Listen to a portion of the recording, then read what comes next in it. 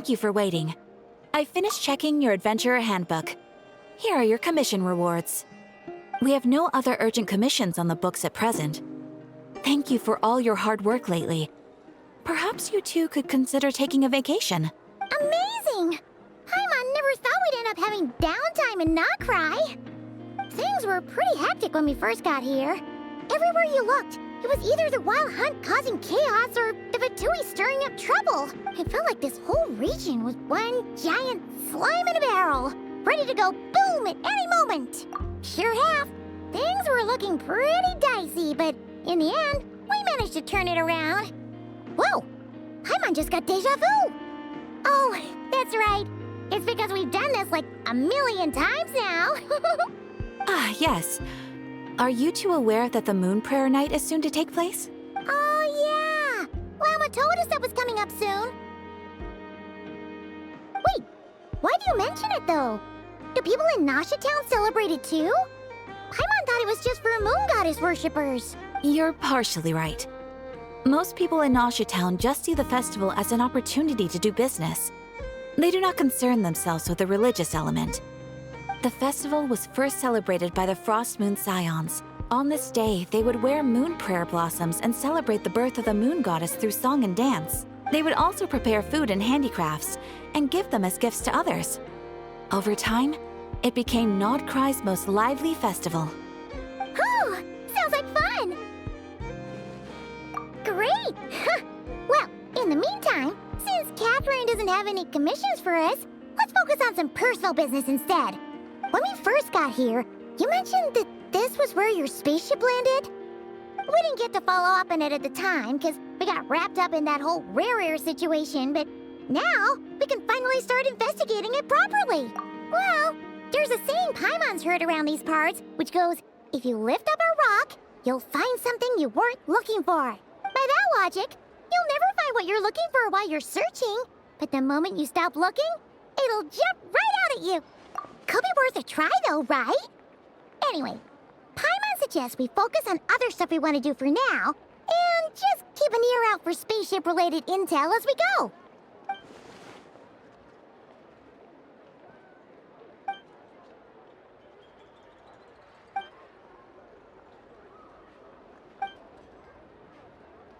What's wrong? You look super serious all of a sudden. Huh? Paimon gets why you'd be concerned about Columbina, but what does the doctor have to do with anything? Oh, that's true. And now that you mention it, we're definitely overdue for a showdown with the Fatui. It is weird that he hasn't shown himself this whole time. What could he be up to? True. Paimon would much rather deal with Marionette anyway. She says the meanest things, but when it comes down to it, she doesn't seem like a bad person. Maybe it's the pressure of being a Fatuse? Especially as a Harbinger. Does she feel like she's gotta act tough to keep up appearances or something? But then, every time we headed out with Rarier, she always wound up having to repair Polonia and her other robots. That's gotta sting. Losing face always hurts more for people who care a lot about their image. She's probably still furious about it. What? Relax, she's not even here. Huh? What's the matter? Oh, nothing. Sorry, we'll be on our way now. Where are we again? Oh yeah, Columbina? Right, yeah, let's go see Columbina.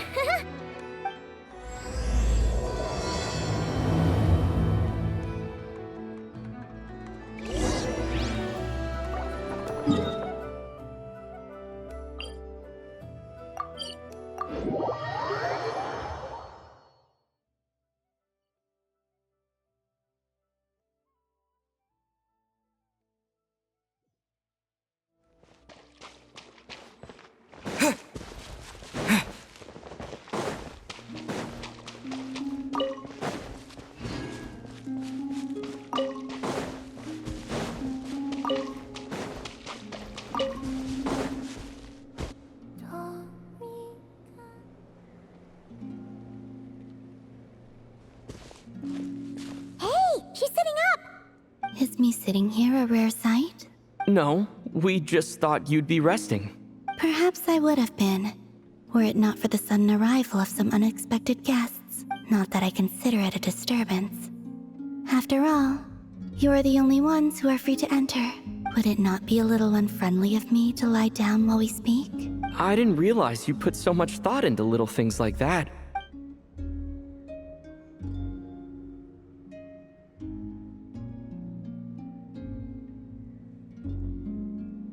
Only sometimes. There have been moments lately where I think about you and your companions. They are warm, mysterious, and cozy memories. Very few of my past memories are anything like that. They say that travelers return home bearing bags full of souvenirs. But my luggage was empty, and I believed it would stay that way. Return home? So, you're still planning on returning to the moon? Yes. This planet continues to reject me, reminding me that I do not belong here. If I remain in Teyvat, there will come a day that I disintegrate. And I don't mean reduced to dust, or turned into food for the flowers. I mean, I will cease to exist entirely. Alright then. Well, we're sure gonna miss you. But it sounds like we'll have to say goodbye. How do you intend to return? The moon prayer night is soon to arrive.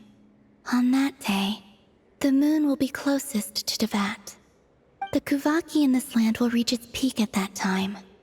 I merely need to grasp the tide, and with relatively little effort. Oh, Paimon gets it! It'll work like a slingshot! You make it sound like she's gonna get blasted up to the moon. If I did that, I suspect I would crash into the false sky. I will be using a much gentler approach. But I do like the analogy. It's fun. You see? She gets Paimon's sense of humor. In the blink of an eye, the time has come to part ways. It does feel that way, doesn't it? Time seems to fly fastest when you are enjoying it. I have always thought of myself as a wanderer on this earth, and it has never expressed any desire to keep me here. Yet, just as I plan to depart, it tugs at my arm. Is this a gesture of affection? Or is the world mocking me? Oh. Were you hoping I can answer that? Yes. You are a traveler, so you must have a lot of experience in this area. Then, what I would say is, enjoy the moment. That's right! Don't overthink it! Happiness is happiness and joy is joy! The point is to enjoy it, not analyze it! I see. Then what I would say is, even though I am very tired right now, I am still happy. I can't tell from the tone of your voice. Oh, really? You don't think I sound happy? I'm just kidding. I could tell you were in a good mood today from the moment we saw you.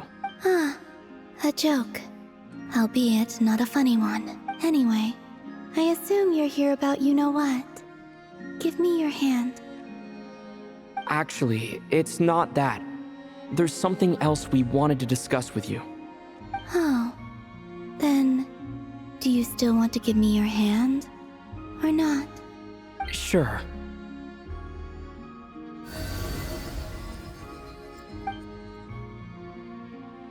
Thank you. So, I've heard that in the moon prayer nights of the past, people here would hold celebrations in the moon goddess's honor. Since you helped so much in our fight against the Rehir of Solnari, I think you deserve a farewell party before you return home. I haven't asked everyone else for their opinions on this yet, but I'd like to invite you to join the upcoming moon prayer night. I've never joined a moon prayer night before. I'm not sure what I would even do. Oh, don't worry about that! We take care of everything! All you need to do is show up. Of course, there's no need to force it if you're not feeling strong enough. It's just, this kind of felt like a golden opportunity. But they call me Kutar, and the Fatui have an arrest warrant out for me. I shouldn't appear in public right now. I'll make it work. You have my word. Yeah, we got your back. Well, He does. Paimon's actually not too sure what he's planning. All right, if you're sure. I will not refuse your invitation. I suppose it wouldn't hurt to pack a few more sights from this world into my suitcase before finally learning what my homeland looks like. Oh, if you see Lauma, please tell her that my answer to the question she asked me is neither yes nor no. Rather, it is. There is no need. That was kinda cryptic, but sure. Guess it's between the two of you. We'll pass along the message. Bye for now!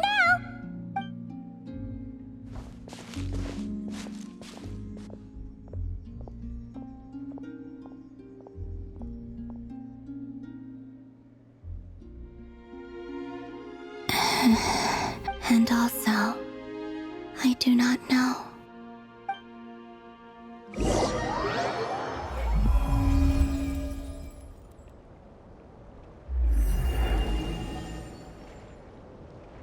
Since she's agreed to join the festival, let's go see who else wants.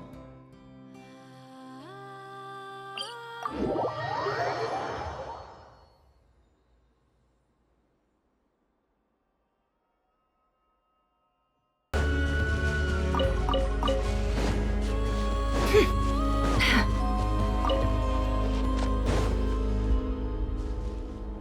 Llama! It's us! Huh? Varka? What are you doing here? Beats me. I had a bit too much to drink last night, and when I woke up, I was on Hisi Island. Mr. Varka is helping to oversee Nasha Town's preparations for Moon Prayer Night. He is here to go over some details regarding the decorations and custom cloth designs. Right, yeah, that too. What do you mean, that too? Yes, celebrating this festival is a long-held tradition here in Nod-Krai. On this day, the crescent moon at the top branches of the verdant crest turns into a full moon, and the moon prayer blossoms bloom with a special radiance. Our people take these to be blessed omens. It's an especially welcome event coming off the back of all that nasty business with Rare. Everyone got put through the ringer recently, and now they're looking to turn their fortunes around. The big shots in town all agree that a big, lively celebration is just what we need to rebuild people's faith in this place. No wonder Catherine said that people weren't so bothered about the religious element. That's right. It's become more of a local custom by this point. The celebrations have little to do with whether the religious stories behind this event are true or not. Even the Frost Moon Scions are eagerly awaiting the coming of Moon Prayer Night, despite now knowing that their past beliefs were founded on a falsehood. That's fair. It's a bit like the lantern ride in Liyue. It's a chance for people to enjoy themselves, not debate the existence of the Adepti. Oh, one other thing! We just went to see Columbina. We went ahead and invited her to take part in the festival this time. Wait, so... you mean she agreed to it? Huh. That's quite a surprise. Then, I suppose that she intends to return to the moon on that day. Oh, yeah! It's kind of a complicated process, but basically, it's like a slingshot. I understand. In truth, I had a feeling that she might make such a decision. Well, if Kuthar has decided to participate in the festival, we should prepare accordingly. Yeah, exactly. She was saying how it could be risky for her to show her face in public. We were wondering if there was any way we could hide her. Unfortunately, the people who carved the statues did an excellent job of capturing her likeness. It will be very challenging to hide a goddess whose face everyone is so familiar with. Darn! We may have bitten off more than we can chew here. Nah, don't sweat the small stuff. We can handle that. Huh? Are you saying you have a plan? Not as such, no, but the most important thing with a festival is to keep the mood light and your spirits up. You can't go preparing for a festival with those long faces. You'll never convince anyone to enjoy themselves. The Mondstatter spirit is strong with this one. As it happens, I agree with Mr. Varka. Let's start by making our appreciation for Kutar the beating heart of the festive atmosphere. And who knows? Once we get the ball rolling, perhaps everything will just fall into place. Hey! Did you catch that? Llama said the thing! Or close enough, at least. I'm looking forward to the Moon Prayer Night already. We have a festival in Mondstadt called Windbloom, and you can always tell which couples are celebrating it for their first time by the smiles on their faces. Big, beaming smiles like their whole face is glowing. And I have a feeling we'll get to see that same smile on the Moon Goddess's face at this festival. Not quite the same, surely. Anyway, I'll take care of business in the city, but I'll have to leave the decor up to you and the Frost Moon Scions.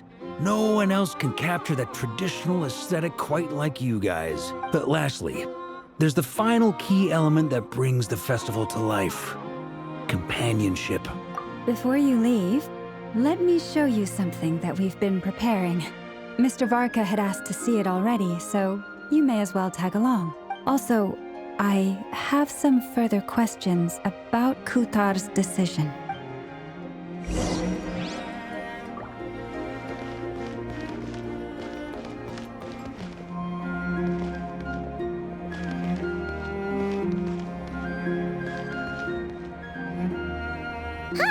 What's this? They sure look like they're having fun. I believe so. Kuhenki seem very skilled at playing drums like these, although I'm not sure where they learned it from. Maybe it's an innate talent? In their eyes, they're probably just playing with toys. Wanatar! You want to play too? Yeah. She looks more confused than anything. Maybe we can teach her next time if we get the chance.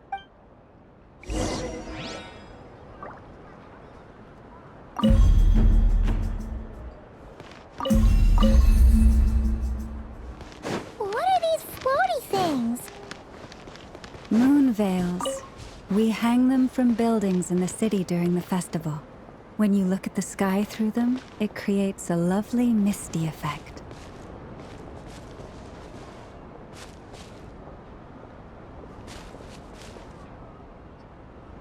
Everyone seems hard at work. They are preparing items for Moon Prayer Night. For instance, the sculpture being made over here, Mr. Varka and I were just finalizing the details of where it will be placed. Ah, there she is. I didn't know the finished article would be so large. Not to worry, though. All the necessary arrangements have been made. Just let me know once it's ready, and I'll get some people to ship it over. You have my thanks. And over here, we are preparing a very traditional confection. Oh, look at all these colors! It looks great! Can Paimon try one? Of course. I have a feeling you'll like it a lot. You bet! Sweets and treats are Paimon's favorite! If you included those in the Feast of the Moon, I bet Paimon would have joined the Frost Moon Scions by now. There will also be verdant crests like this present in Nasha Town during the festival. The timing of Moon Prayer Night is not completely set in advance. We make a rough estimate, then observe the changes in the verdant crests and moon prayer blossoms to guide us. As such, the wait itself is a fun feature of this particular festival.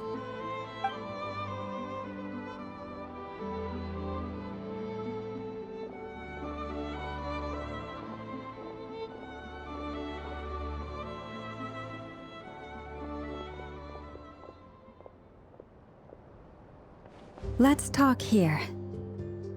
To tell the truth, I am very surprised to hear that Kutar is willing to participate in the festival. I once asked her if she'd be willing to stay with the Frost Moon Scions. I could introduce her to everyone, and we could be a family to one another. She did not answer, but she has not appeared here since. I took this to mean her answer was no, but if that were the case, she would not have accepted this invitation.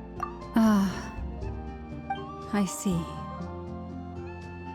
Maybe she is right. Maybe the Frost Moon scions of today no longer need a moon goddess. But my wish was not for her to come here and be worshipped as a deity. I'm sure she believes that showing herself here might invite Fatui intervention, and as such, she does not wish to cause us trouble. But what really pains me about all this is that this is her birthplace. She ought to belong here, yet no one has been able to grant her shelter. I think I'm qualified to weigh in here. When someone's about to depart on a long trip, what they need is blessings, not burdens. We should wish her the best, not make the journey harder than it already is. Anyway, she's agreed to attend, hasn't she? All we need to do is simply respect her decision. I see your point. Yes, she will soon depart after all. Our job is to leave her with some happy memories. Besides, who's to say her journey to the moon is a one-way trip? It's not like she can't come back and visit if she wants, right? Paimon agrees wholeheartedly. Festivals are all about having fun, so let's keep it simple.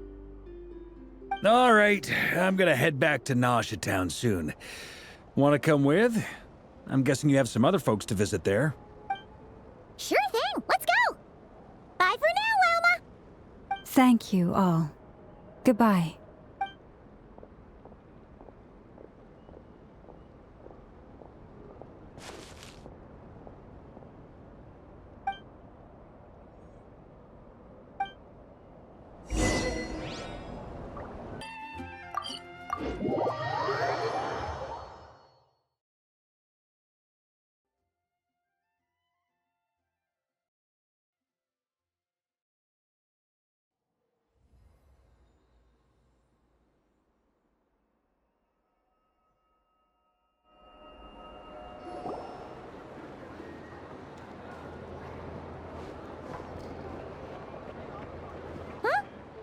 Over there!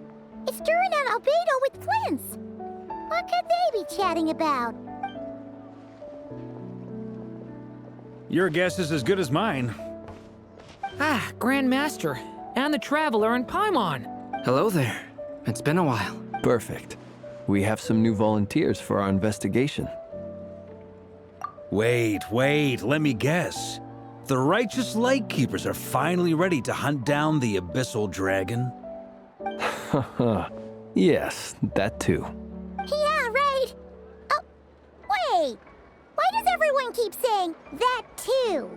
Well, to be precise, the facts match, but not the causality. Wait, so I guessed right? Half right! Don't act so impressed with yourself. Maybe I can explain. We ran into Mr. Flint's north of Nausea Town. At that time, we just noticed a few abyssal creatures out in the wild, but the strange thing was, I didn't detect any traces of abyssal energy on them at all. On closer inspection, we realized that they were not real monsters, but something akin to reflections in the water, or perhaps a mirage. Huh? What do you mean? Like, you could see them but not touch them? Exactly. It was very peculiar. They roared and tried to attack us, but we could not make any physical contact with them. I think I've heard of things like that happening in Nod-Krai before, but I don't know much about it. Yes, it's a known phenomenon. Mirage-like illusions tend to appear in Nod-Krai in the run-up to Moon Prayer Night. From a distance, they appear quite real. I myself thought that Misters Durin and Albedo were locked in battle with abyssal monsters when I first arrived. But after sharing intel and investigating a little further, we can confirm that these illusions are harmless. There is no great cause for concern. All the Mirage stories I've heard are either animals, rocks, or small houses. Abyssal monsters, though? That's a first. It's a first for me, too. So I'm planning to look into it further just to be on the safe side. I intend to inspect a few more locations. What about you two? Any plans? Alice contacted me a few days ago. She'd like me and Durin to assist her with an experiment, but we lost contact shortly after receiving the message. I'm sure that comes as no surprise to anyone familiar with her. We don't know when the wind will blow, yet when the wind blows, we will know. That in a nutshell, describes how Alice operates. Yeah, that tracks. Okay. Well, I suggest we investigate this Mirage business in the meantime. It's piqued my curiosity, and I'm pretty sure I know someone who will already be 10 steps ahead of us. Well said. Right? Whatever's happening in Nod-Krai, she always seems to be the first one to know. Let's go see what she knows. We can invite her and her staff to the festival while we're at it.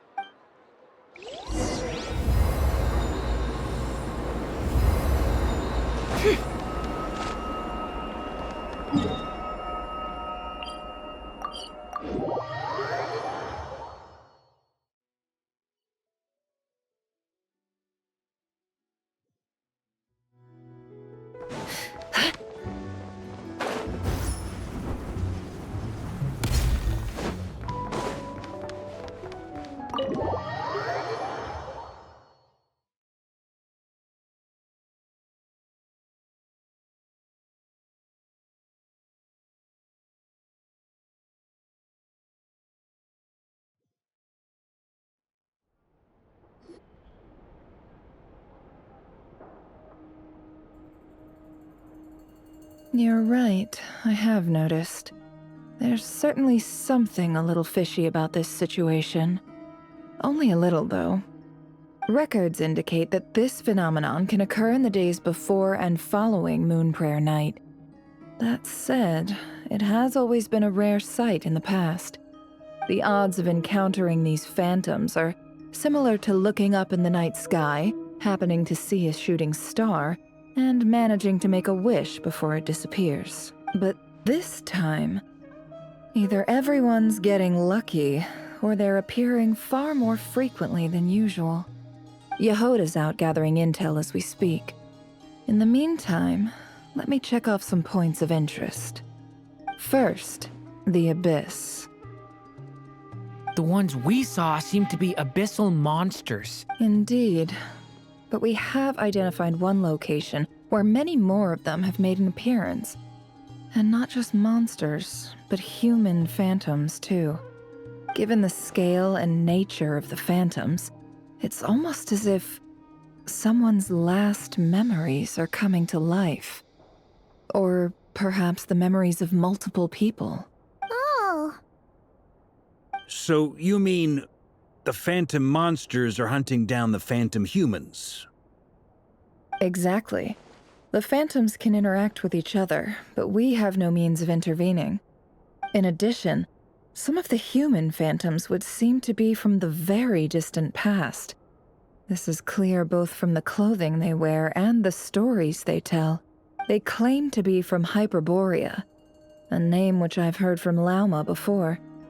If this is true, it means they must be from 6,000 years ago. Did Paimon hear that right? 6,000 years? It sounds like this merits further exploration. That'd be a big help. I'll leave it with you, Albedo. My knowledge of ancient history is non-existent. I used to doze off every time the pre-Knights Favonius era came up in class. It's quite a miracle that you were able to understand these phantoms' speech, given how long ago they lived. I suppose you're right. But I'll leave the archaeologists to ruminate over that conundrum. As an intelligence broker, my sole interest is in the value of the information I gather, which, in this case, hopefully means earning myself some good favor with our dear Lady Moonchanter. So calculating. Whew, this intel broker logic always catches Paimon by surprise. Sounds to me like we could split the work up. I think the abyssal phenomenon is best left to Albedo, Flints, and me. Agreed. It coincides with my duty as a lightkeeper. For my part, I'd like to understand the abyss better. Even a little knowledge would go a long way. This is certainly a rare opportunity to study the Abyss. But even rarer, perhaps, is the chance to make contact with the Ancients. The Curatorium will take the lead on investigating the Hyperboreans. We put in the work to learn what we know so far. It seems only fair that we get some quantity of exclusive intel. That just leaves our trusty team of 2 unassigned. Since you became an honorary knight, of course. This was part of my grand plan all along. Oh yeah! By the way, we managed to convince Columbina to come to the Moon Prayer Night celebrations. Would you and Yehoda like to join too? She agreed to that? Huh. Quite an achievement. Never underestimate the traveler, I guess.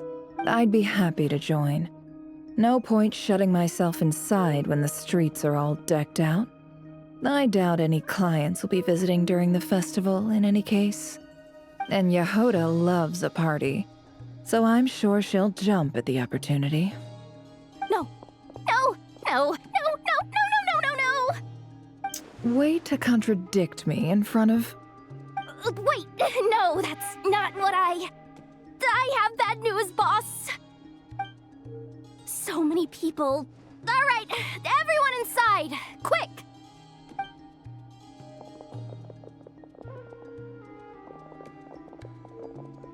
This is gonna sound crazy, but hear me out. I saw one of those phantoms at Star Sand Shoal, and it was some sort of flying ship. Like a spaceship? That's gotta be the one you came to Teyvat in. You said you saw the same thing through the moon marrow, right? Huh? You already know about it? Ugh, I thought I was gonna blow people's minds. Turns out I'm the last to find out. Wait, back up. You came here in a spaceship? Now my mind is blown! What's it like on the inside? Was it like flying through space? I want to know everything! Yep, exactly. Huge discovery. You're the best, second best intel broker in the world. After your boss, of course. Wow. Really? Well, I don't know if I'm all that, but... I guess that decides where we're heading next. Come on, don't look at me like that. I know the spaceship doesn't have anything to do with me, but you don't want to leave me as the only one twiddling my thumbs, do you? Please? Fair enough. You can tag along. In that case, let's meet back here to discuss our findings once we're done. I wish everyone a productive investigation. You too.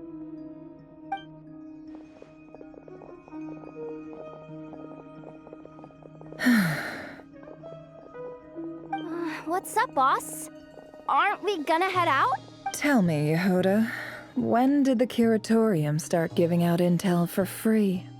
Oh, sorry, boss.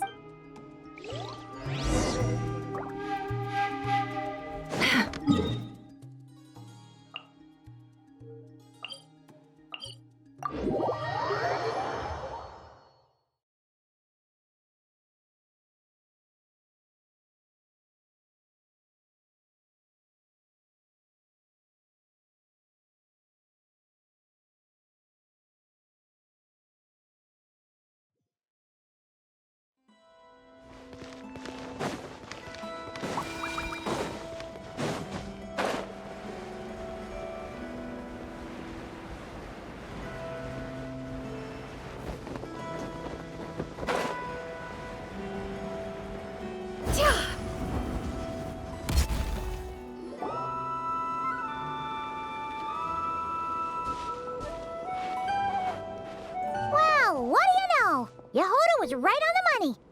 This Phantom really is your spaceship. But that's so weird.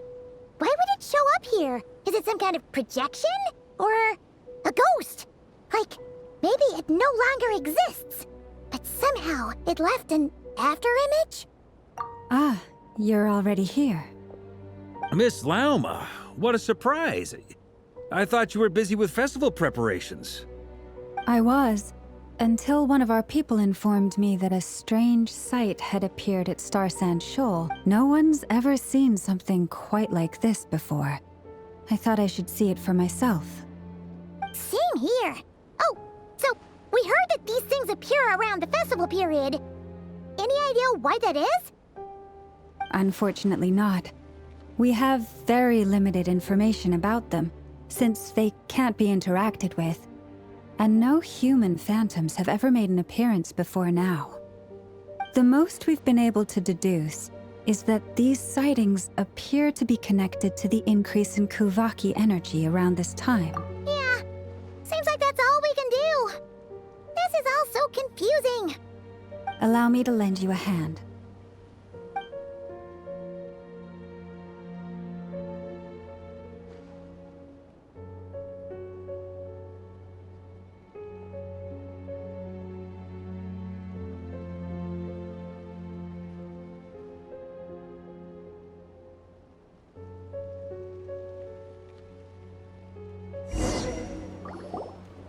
Everyone, our friend here should be able to provide us with some information. Is that a phantom rhymehorn deer? I've heard about how the Frost Moon Scions live in harmony with the animals and can even communicate with them. That's coming in handy now, for sure. Okay. Yes, I understand. Then how about this?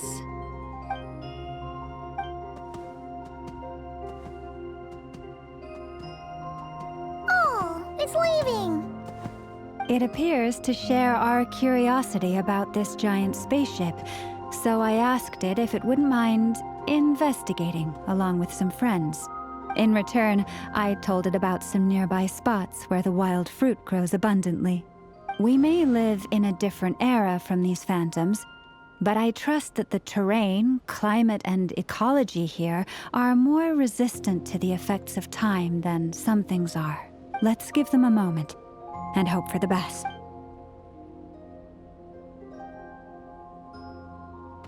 All back together? Must have been a lot of fruit. Indeed. Now let me ask them some questions.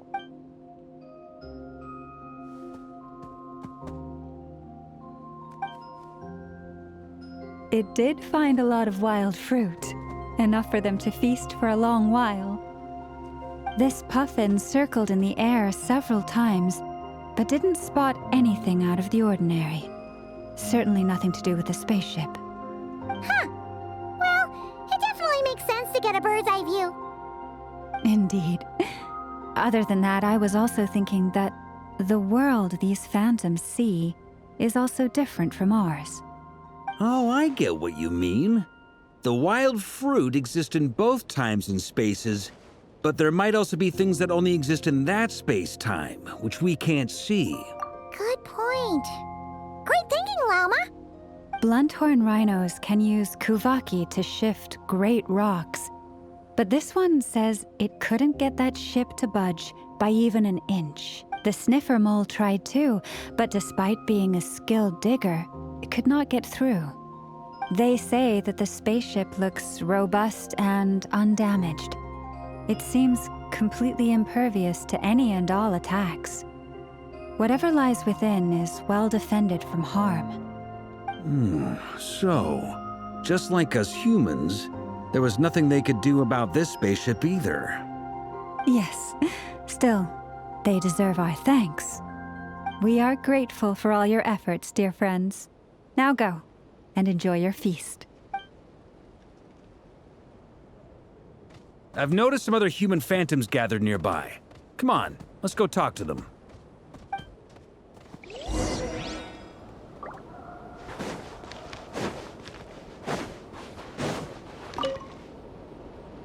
What is this thing?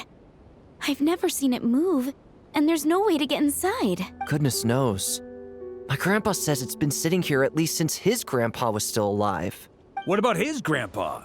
Did he say anything to your grandpa's grandpa about it? Huh?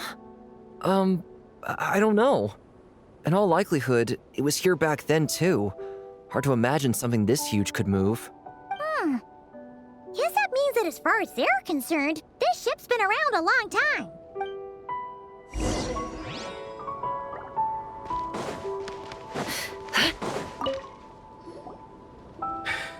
Come on, brothers. If we can get even a small chunk off of this thing, it's gotta be worth a fortune. Today is the day we strike it rich. Huh? You mean Paimon? Yes, brother, I shall join you. Let's make our fortune. We should go with them. What the? This thing is crazy tough. I can't even scratch it. What's it made of? Sorry, brother. Looks like we'll have to seek our fortunes elsewhere. Enjoying yourself? I was just seeing if I could influence this phantom's perception by playing. But nope, no dice. I'm sure we're all starting to build up an idea of what's going on here now that we've spoken to some of the people. These phantoms are reenacting real historical events in Nod-Krai. It's almost like we're in some kind of interactive stage play. We can talk to the actors, but the plot is fixed, and we can't influence it. It makes sense. History is set in stone. The objective facts of the past cannot be changed. Paimon totally thought you were just goofing around earlier. But actually, you were doing some serious investigating. Of course I was. Anyway, at this point, I think we're forced to conclude that although the Phantom spaceship is right there in front of us, we aren't going to learn much about it from these people.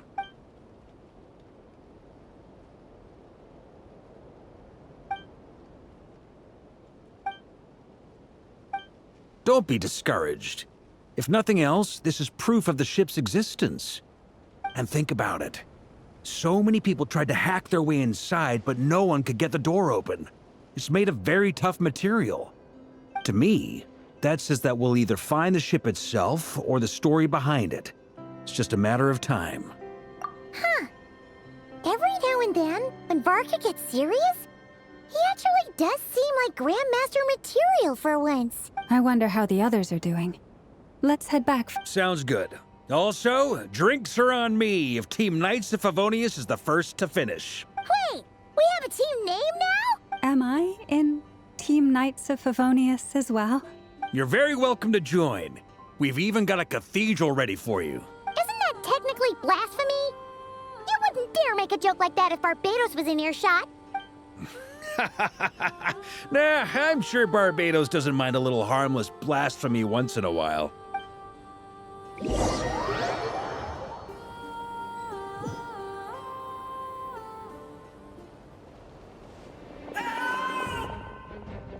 Oh, no! Get away! Oh.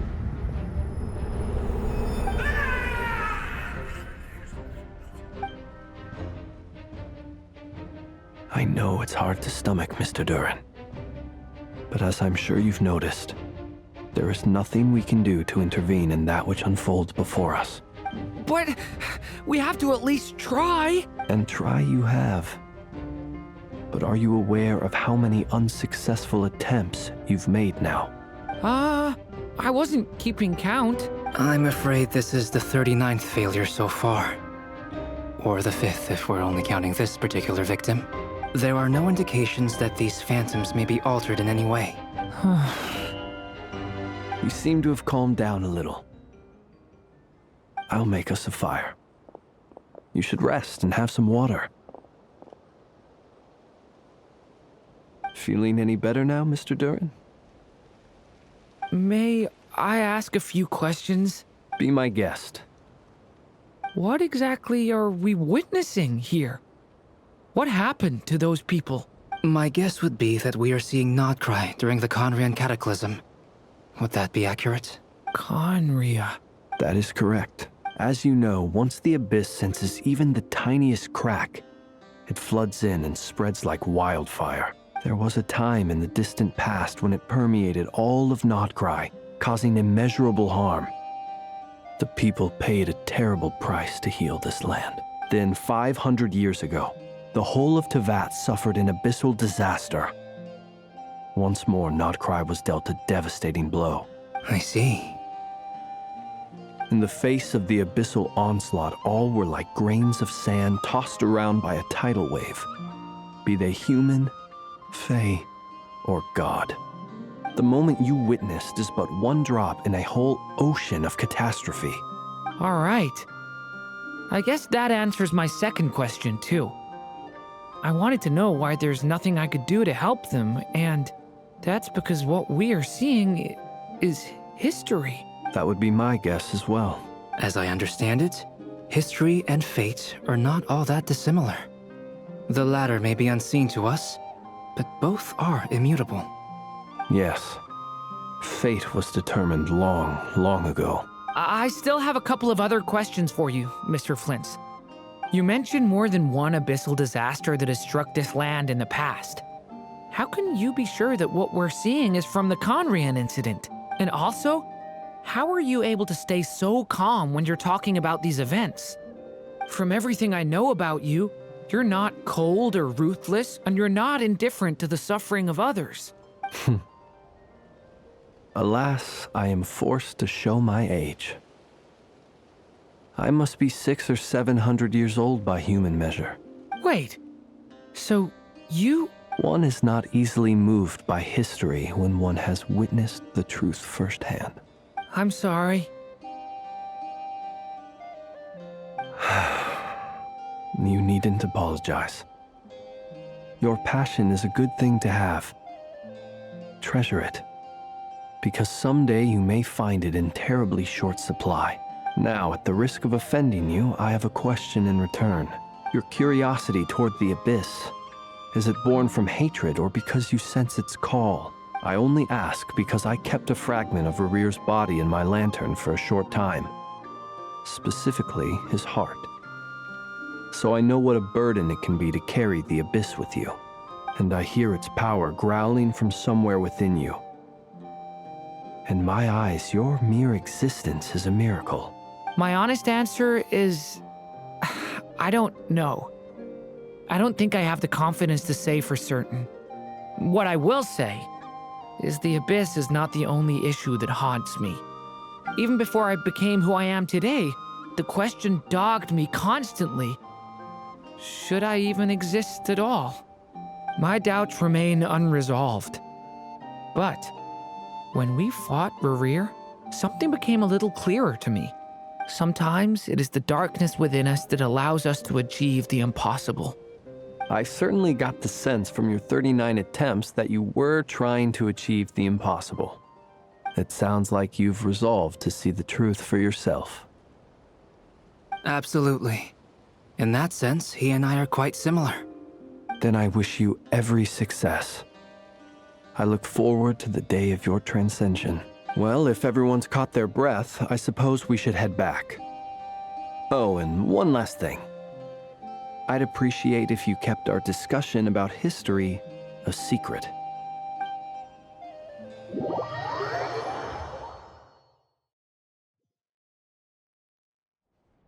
Incredibly, our separate investigations led us all to the same conclusion. Hooray for consensus! Yeah, but we barely learned anything, though. I totally thought this would be the mother lode. Talking with the ancients? I mean, come on! But nope. All we got was useless snippets of conversation. And all this stuff about moons and hyperopia. What a load of baloney. Seems like people back then had a few screws loose. I understand your frustration. We found the same issue.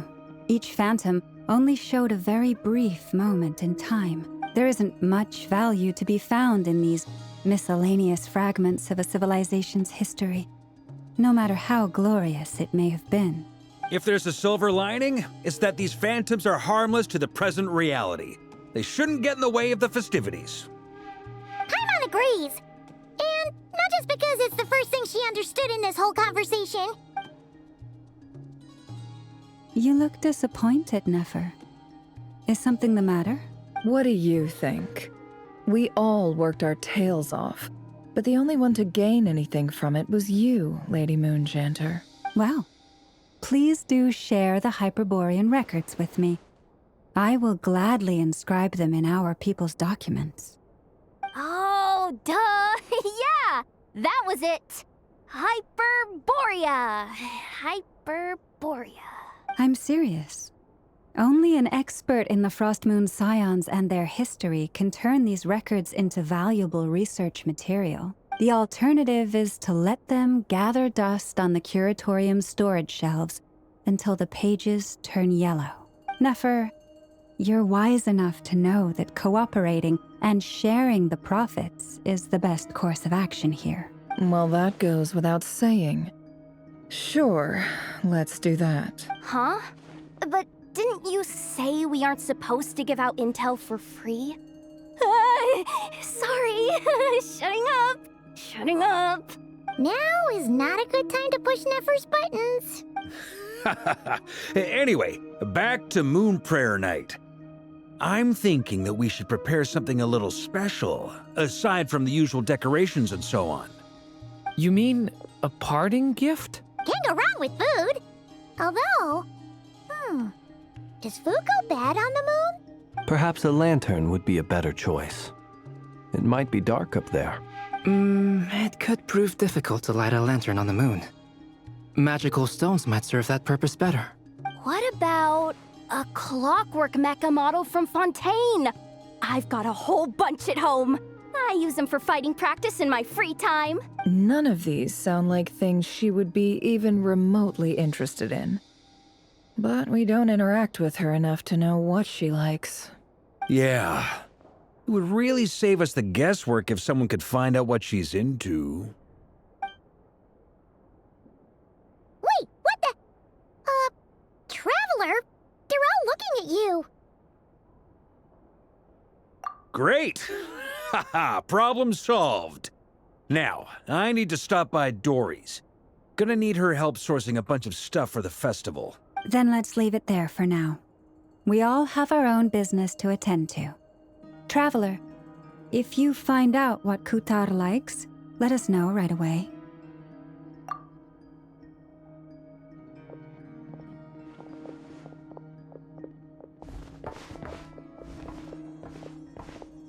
Is something the matter? I'm fine. It's just... I'm still feeling a little rattled after witnessing the horrors of the Abyss. But it's okay. This is something I have to work through. I'll be all right. Thanks for your concern. Well, don't put too much pressure on yourself. If you ever feel like something's wrong, physically or mentally, we're here to talk. Come on. Stop treating me like a kid.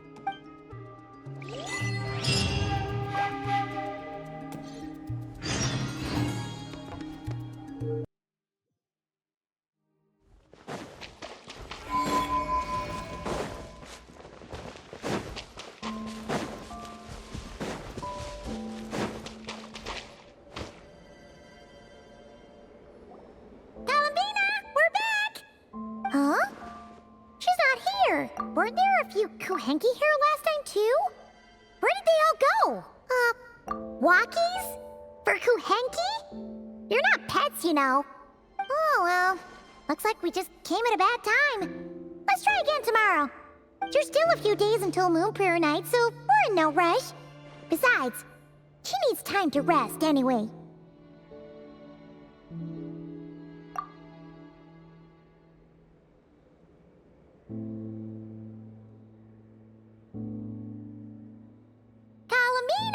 Are you back yet? Oh, how strange. Looks like she still isn't here. Right? It's not like her to spend so much time outside. Especially since she's worried about attracting unwanted attention. What about Luonatar? Luonatar, you there? Hey! Do you know where Columbina went? Sorry, didn't understand. But if you know where she is, could you take us to her? Yeah, that's even stranger. What about him? Oh, that's not good news. They change color when Columbina gets weaker, right? And they look super pale right now. Good idea. She might know what's happening.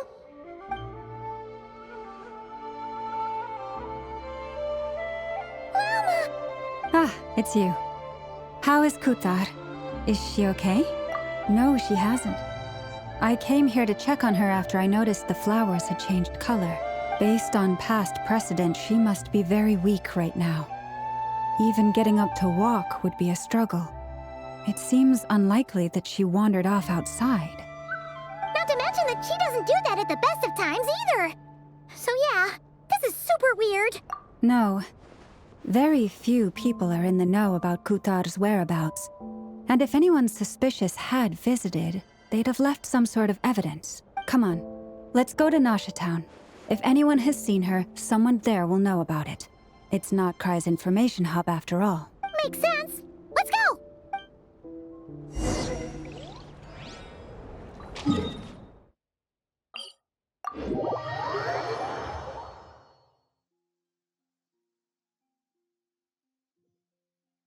Come with me.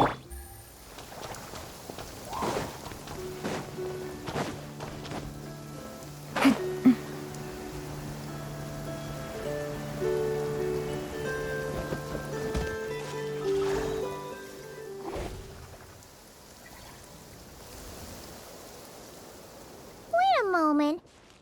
Is it just Paimon, or is this stall kind of suspicious? It's never been here before, right? No, I don't recognize it. Alas, your free and easy adventure time is over. Now, prepare to face the final boss of Nod-Krai. Whoa! Where'd that voice come from? Not sure, but it's definitely hostile. No, not that way. The final boss is right here. The sniffer mole? That's the final boss? Surely not. Also... Okay, the jig is up. I'll stop teasing you. Turn around. I'm right behind you. It seems I've managed to leave quite an indelible impression, even though you've never seen my face. Oh, nothing could make a great mage more pleased with herself.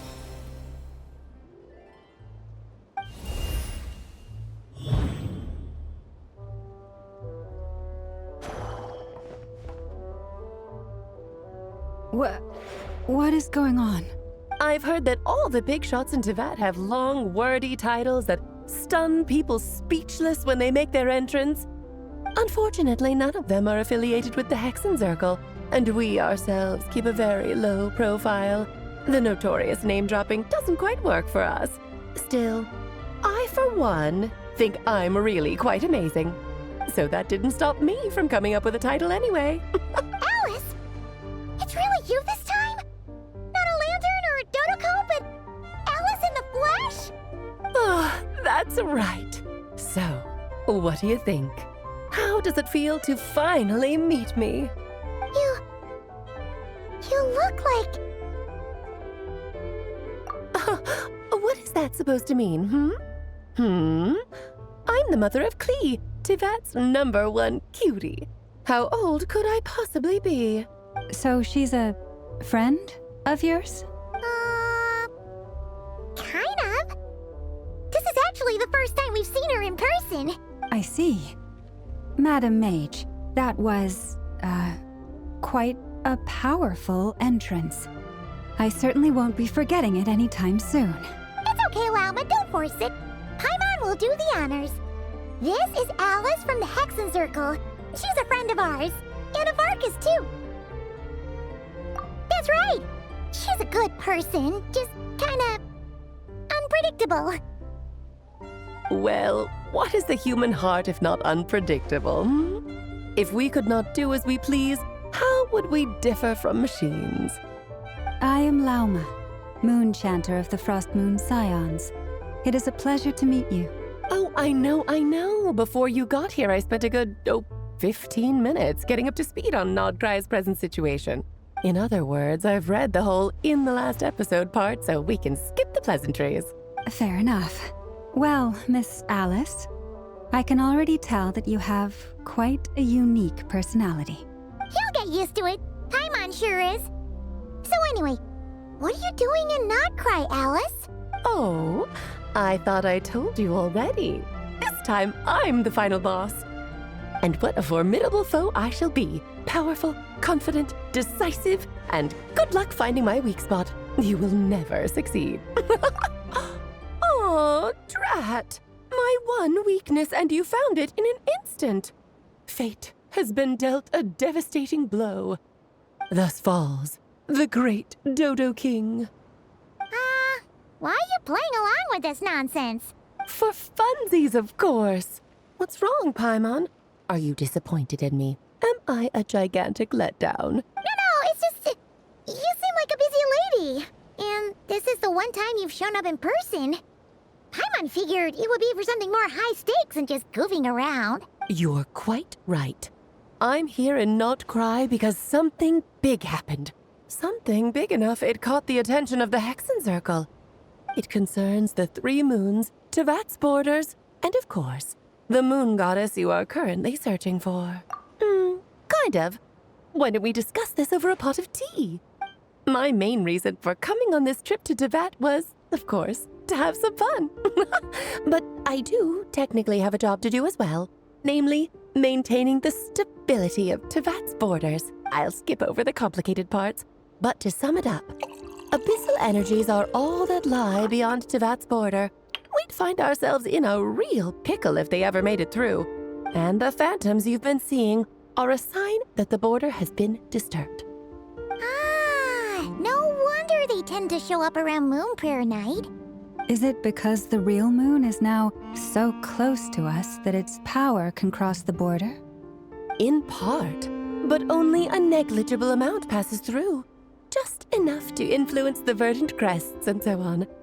And as you've noticed, there has been an unprecedented number of phantoms appearing this year. The influence of the moon beyond the border cannot explain this. No. There is another far greater factor at play, the trilunar syzygy. A trilunar syzygy? Eons ago, before the heavenly principles came to Teyvat, it was the then 3 moon goddesses who controlled the laws of this world. Oh, that's exactly it! The 3 goddesses split these powers amongst themselves, promising never to consolidate them into one singular body. This was meant to keep the world stable. But, fast-forwarding to the present, the eternal moon's marrow is with you, while the iridescent moon's marrow, which should never have appeared in this world, has been retrieved. Add that to the presence of a moon goddess in the flesh and... the power of all 3 moons is gathered here in Nod-Krai. There hasn't been an event like this since the War of Funerary Flame, and it's having a noticeable effect on Teyvat's borders. Because I wish to give my darling daughter a peaceful, sunny environment to grow up in. Is that a good enough reason? Kinda sounds like you're dodging the question, but it does make sense. Well, that's one reason anyway, and the most important one. The others are a little complicated to explain. For instance, cleaning up after dearest Miss R. Albedo could tell you more about that if you're curious. But right now, I have a more important question to ask you. Why are you collecting the moon marrows? I see. Nicole told me about that legend once. Nicole? You mean Mage Anne? Oh, so you remember. Yes, of course. That was a story about fate, her area of expertise. But back to the story of our dear moon goddess. I'm afraid her intended method of returning to the moon is unlikely to work anymore. What does that mean? She may be missing, but she hasn't gone anywhere. She has disappeared.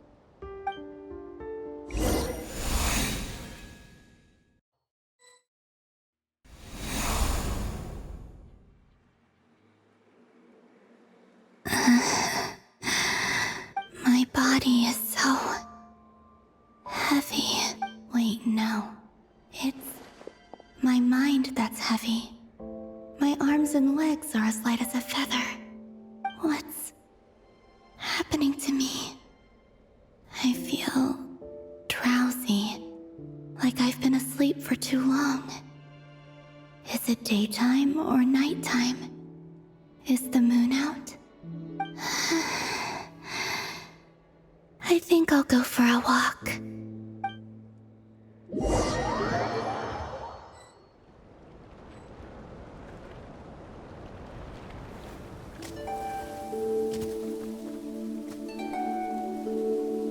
Are you out for a walk too?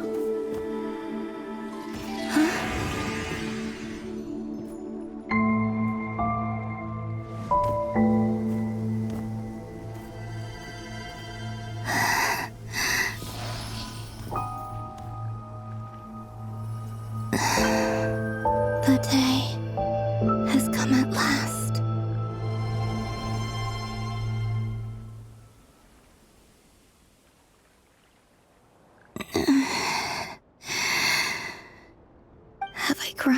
so weak that I can't even sustain my physical form. But Moon Prayer Night is nearly here. I was so close to returning home. Death is near. Is this how it ends for me? Will I return to the moon after I disappear?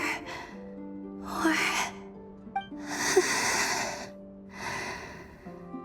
I don't want it to end like this. So far, at least, I still exist. Even if not physically, I can still feel. But as my power wanes, I'm sure that too will fade.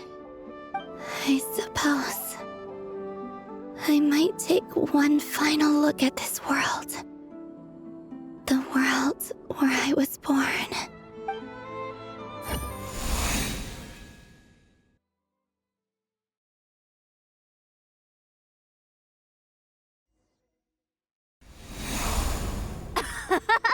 Come on! Come on! Wait for me! The Frost Moon Enclave. How much it has changed since I was born. These decorations, they're so heavy. It's times like this when you kind of wish men could be priestesses and acolytes. How fascinating. I've never had the chance to be privy to people's private lives in this way. In the past, people would get so solemn and serious the moment I showed my face. Like they were frozen stiff. Karina, Lametti, it's time to eat. Coming. I want to watch them a little longer.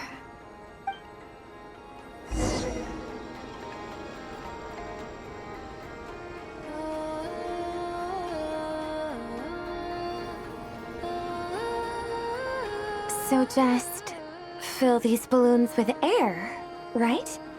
Yep. Try a couple now to test things out. The rest can wait till Moon Prayer Night. Think fast. Rita! Teasing an acolyte of the Frost Moon Scions? Surely that's a punishable offense. Take this!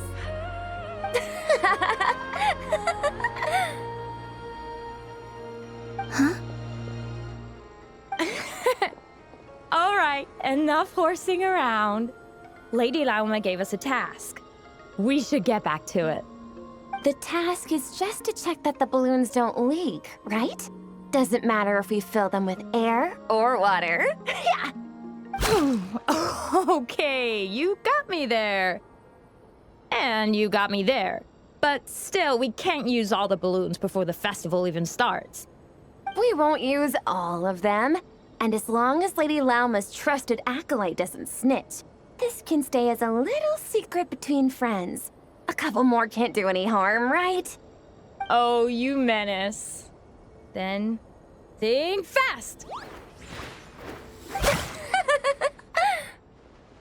Is pumping a balloon full of water really so much fun?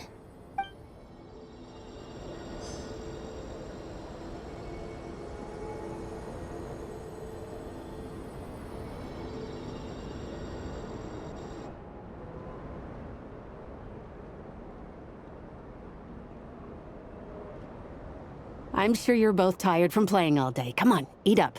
A plain, humble meal. That has always been the way of the Frost Moon Scions. Huh? How come Lametti got a midsummer berry dessert? I always get Lockaberry. I don't mind sharing. You can have a bite of mine if I get to have a bite of yours. They're sharing food? I've never shared food with anyone before. Even at the Harbinger tea parties, everyone just ate off their own plate. And when I couldn't finish my food offerings from the Frost Moon Scions, they'd leave the leftovers out under the moonlight for the animals to claim. Hey! That was 2 bites! Oh, then you can have another bite of mine. Oh, you too. Oh, don't fret now. Here, have some of Granny's too. So this is what it means to be family.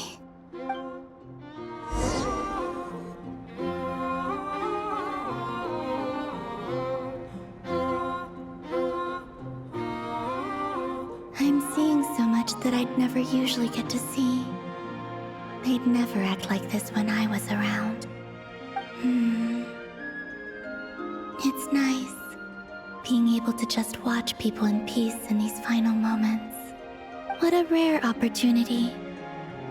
I think I'll go take a look around Nasha Town, too. Maybe the Traveler will be there.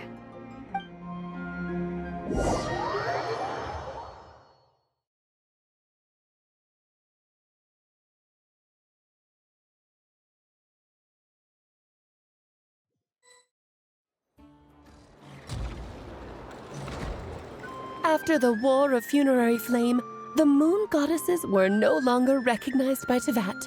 They lost the whole foundation for their existence. That's why the Moon Goddess's strength is fading. She cannot withstand the world's rejection of her. To be more pedantic about it, the Moon Goddesses did something to offend the heavenly principles, and that's why they were ousted. Something of a recurring theme in Teyvat's history. Theoretically, speaking so candidly should put me in their crosshairs too, but they can't tell me what to do. I'll say whatever I want. Anywho, the Moon Marrow energies were but a drop in the bucket for her, and that battle against the Ray Hair of Solnari only weakened her further. Fortunately, it happened close enough to Moon Prayer Night when the Kuvaki concentration here is high. That's the only reason she managed to survive this long. What do you mean, fortunately? You said she disappeared. We're too late. Ugh, what a headache. I thought this was all common knowledge. I guess I have some more explaining to do. Okay, buckle up. It's time for another lecture.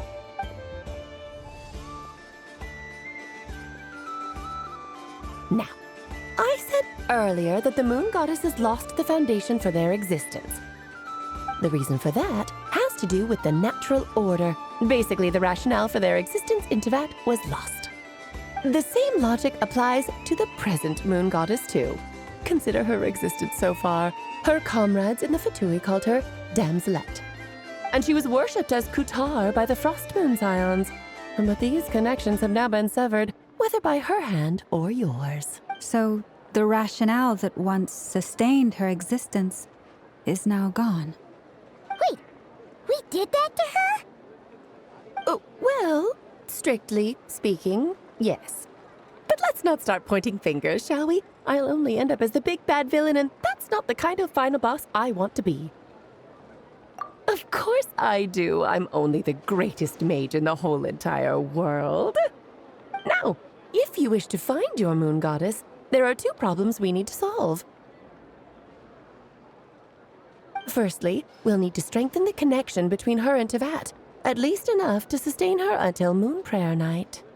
Strengthen her connection? But does that mean I'll have to rally all the Frost Moon faithful behind this? I'm afraid a bygone faith and a former home won't be of any help to her now. Do you know her name? Her name? Yes. Names are very important things.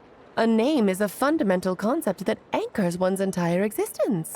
Then your first job is to find it. As a moon goddess, I'm sure she must have a name she identifies with. Neither Columbina nor Kutar is her true name, and she's never really accepted either of them. So, finding out her real name is enough to sustain her existence?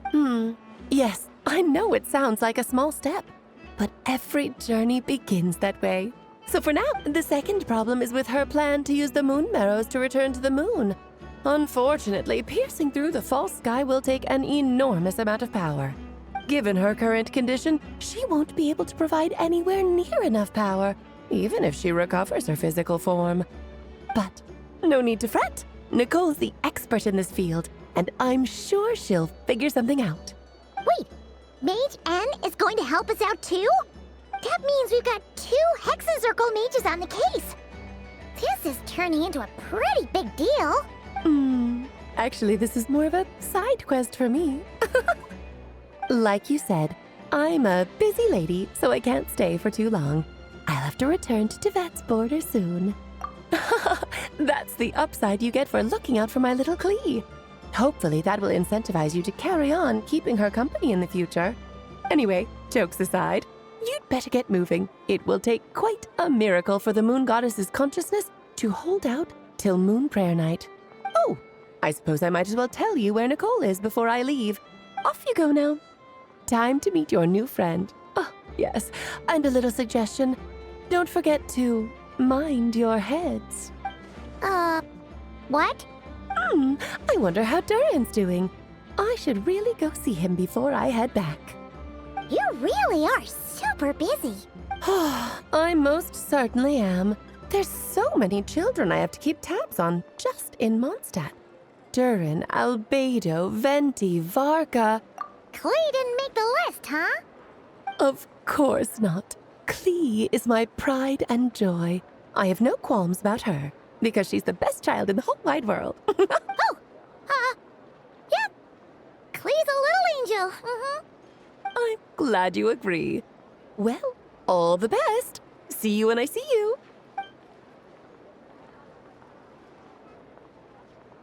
She left in a hurry. Yeah, she didn't pack up her stall. Should we handle it for her?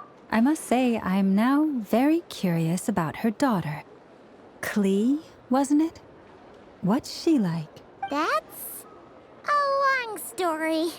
Come on, we'll fill you in as we go.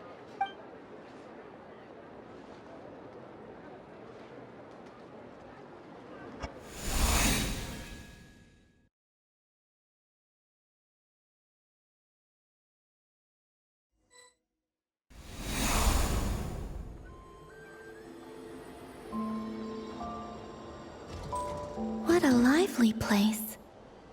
I've never experienced Nasha Town like this before. Hey, you old geezer! Your hammer's rusted through!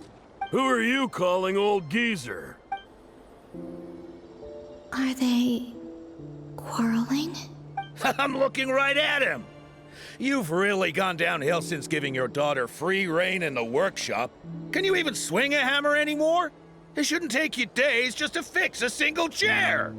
You might as well use that hammer to massage my back for all the good it's doing. Don't run your mouth, or you'll get a back massage that'll put you in bed for the rest of your life. Look, the materials haven't arrived yet, all right?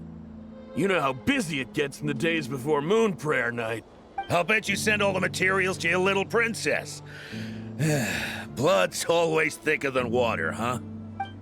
All right, you've made your point, Uncle Koski. As soon as the materials arrive, fixing your chair will be the #1 priority. And Dad, if you've got time to chat, why don't you lend me a hand, See? Lolka knows what the score is. I guess they're friends. But the way they spoke to each other was so ugly. Then again, it wouldn't be the first time I've seen something like this. Columbina! Sing outside my door in the middle of the night one more time, and I'll unscrew your vocal cords. You hear me? Oh, Zandrone. So that was her way of trying to be friends with me. What a pity. I won't get the chance to say any ugly things in reply.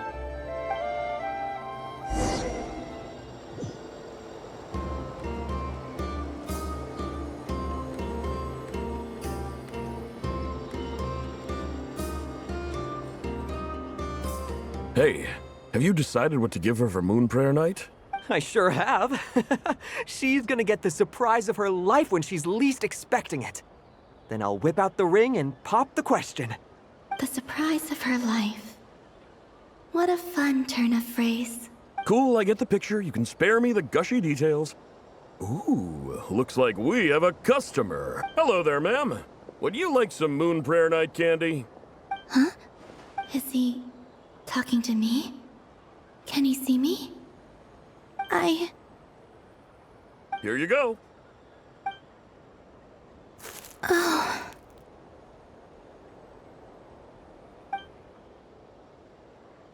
Come back anytime. Right. Now, where were we? I don't know why, but I still held out hope.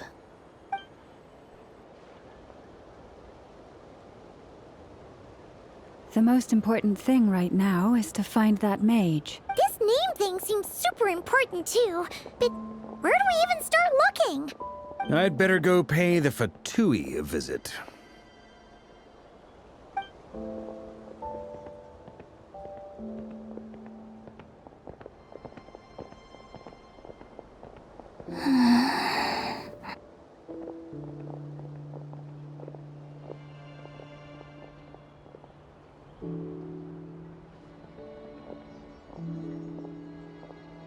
Columbina?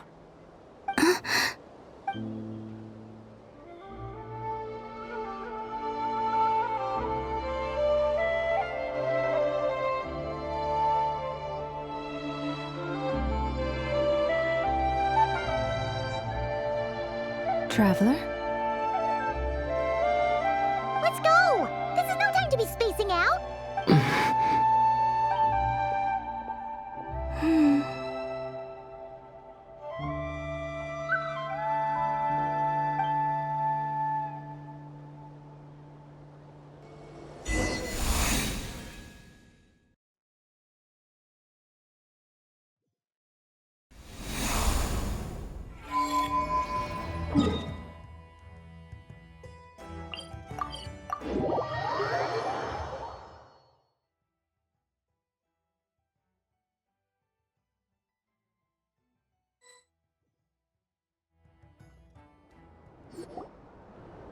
Where are they going? They mentioned a mage and... a name? So, Mr. Varka, are you acquainted with this Nicole? Or should I call her Mage N? Ah, not really. We've never met, though she has come up in conversation. From what I've gathered, Alice kinda took Nicole under her wing. Taught her how to speak in a more ladylike fashion, that kind of thing. Huh. Hard to imagine Alice as an etiquette coach. Yeah, Alice is a larger-than-life personality, I'll give you that. But then again, that's why she's able to draw such an eclectic mix of people into her inner circle. If I remember correctly, being an interesting person is actually one of her main entry requirements. So, if you ever wanted to join the Hexen Circle, I'm sure you'd both be eligible to apply. Hey! Don't go around making promises on Alice's behalf! I wouldn't dare.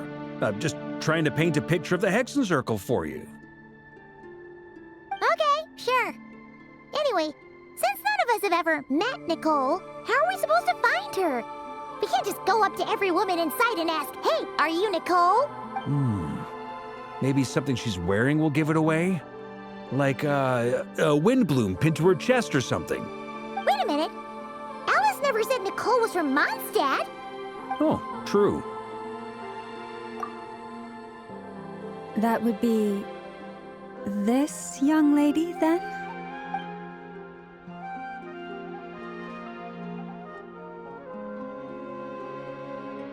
Hey there! Sorry to disturb you, but... are you Miss Nicole? Varka, Knight of Boreas of the Knights of Favonius. Alice might have mentioned me before. Ah! Have we got the wrong person? Sorry. Well, this is awkward. When I shook my head, I meant, no, Alice hasn't mentioned you before. Huh? Where is this voice coming from? My apologies. For certain reasons, I am unable to speak. This is the only way I can communicate with you. It might take some getting used to, but I hope you can understand. Hey, it's fine. I'm more shocked by the fact that Alice never speaks about me. As for you two, we have crossed paths twice before, but it is nonetheless a pleasure to finally meet you. It's really you! Thanks for all your guidance in the past! You're quite welcome. This time, things are different. We have reached the unwritten pages of the story. You might say that we stand at the crossroads of fate. Now then, allow me to formally introduce myself. My name is... No, stop! Alice! I can't believe it! I had a whole speech prepared. I'd agonized over every single word. She always picks the worst moments to ruin other people's plans. I'm so sorry about that. Alice took the liberty of devising some bespoke self-introduction magic for each member of the Hexen Circle. But I could have sworn I deleted all of the triggering conditions for it. How did it bypass everything? Oh gosh, this is so embarrassing. This is a very different side of Nicole than what we're used to. Is she not used to face-to-face interactions? Don't worry about it. We've seen that introduction magic once already, so it wasn't too much of a shock. Please go on, Miss Nicole. We'd love to hear what you have to say, or, well, communicate. Huh? Are they talking to this lady? But... Will you all promise to forget that horrendously embarrassing introduction? Sorry? Embarrassing? When? Yes. My name is Nicole, and I am one of a very few angels who have retained both their preferred form and their power. The Traveler and Paimon should be no strangers to this concept. There is another of our kind in Natlan. They call her the Lord of the Night. All right! Paimon remembers her. Yes. Well, I have retained more of my power than she. It's because I don't have a long-term duty to fulfill. To be more specific, no. We'll be here all day if I get into the specifics. Moving on. If I'm not mistaken, you are here because you wish to learn how one might reach the moon beyond the sky. That's right. Is that something you can give us any guidance on? Yes, I do know a way. It began with the Hyperboreans, who lived after the War of Funerary Flame. Blank looks. Maybe I should start with the background of the war, or maybe not. It shouldn't be an issue. I'll fill in the gaps for you when we have more time. Anyway, after that war ended, the three moons retreated to beyond the false sky. The Hyperboreans were humans I once aided. They accepted the civilization and creations bestowed upon them by the angels, but despite accepting many blessings of the angels, many among them still held on to their faith in the moons. Even after the War of Funerary Flame, they sought to contact the moon goddesses beyond the sky and receive their guidance. But all three had passed away by that point. This mage has a unique method of communicating. Is she talking about the moons? Yes, but they did not know. And so, still they prayed for the moon goddess's mercy. After building titanic structures that consumed vast amounts of Kuvaki, at last they glimpsed the moons and heard their voices. But of course, they were gravely disappointed, for it was then that they realized the three moon goddesses were dead. Oh, that's such a sad story. It is. Humanity was in a very sorry state at that time. The angels who had once aided them were gone, and the War of Funerary Flames had left them homeless and destitute. Just a second, I gotta ask. How relevant is all this history to the task at hand? Well, I mean, it's... Okay, it seems we've drifted into irrelevant narrative waters. It's been a while since I've had the chance to speak inside someone's head. As soon as I got started, I lost control, and the words just flowed out like a waterfall. What I'm trying to say is... Right, yes, that's it. The relevant part is the ritual created by the Hyperboreans. The fact that they bypassed the false sky and saw the true moons implies that they successfully built a connection between Teyvat and the outside world, which means, with enough Kuvaki and a sufficiently stable connection, it should be feasible to send one person over the border. Okay, so they built some kind of portal? Oh, yes. A portal. Yes. Is something wrong? You sound disappointed. I just didn't expect you to summarize it so well. It turns out I could have said all that in one word, if only I'd managed to think of it. No, please, it's fine. This is invaluable knowledge. I'll be sure to record and preserve everything in writing. Oh, really? Well, in that case, I suppose I could backtrack and add some more detail. I did gloss over a few things so far. Whoa, whoa, whoa, time out. Let's summarize what we've got first. The Hyperboreans were the last ones to use this method, right? So we somehow need to find whatever structure they built and make sure there's enough Kuvaki to power it up. Luckily, we have the moon marrow of both the eternal and iridescent moons, so we're all good for Kuvaki. Which means the key issue we need to focus on is finding the place. Am I right so far? Yes. Although I expect the structure is long gone by now. That said, what if we could take advantage of the phantoms to travel back to a time when it still existed? Well, travel back isn't quite accurate. It's more like we'd be creating a handshake between 2 points in space-time. We wouldn't even have to pick a time when it still existed. It could just be a time when it still appeared in phantom form via projection, or we could project our own phantoms, fold them together at... You look lost. Was that too hard to follow? Yeah, things got a little, technical there. Paimon's brain is reaching capacity. All right. Let me think about how to put this more simply. Okay, got it. Over the next few days, I'll search for phantoms that we can use. Once I find one that meets the criteria, I'll let you know and we'll regroup. By completing certain rituals, specific individuals will be able to enter the phantom and make it to the Hyperborean structure. If everything checks out and it looks feasible, we'll just need to wait for Moon Prayer Night, and we can send the Moon Goddess back home. I'm really skimping on the detail here. Is this making any sense at all? I think so. For now, we'll just wait to hear from you. Yes. Basically, yes. Great. Counting on you. In the meantime, we'll focus on finding the Moon Goddess's name. My name? Are they looking for a way to stop me from disappearing? Excuse me, Miss... Go on, Miss Nicole. This conversation was a little all over the place. I didn't catch your name.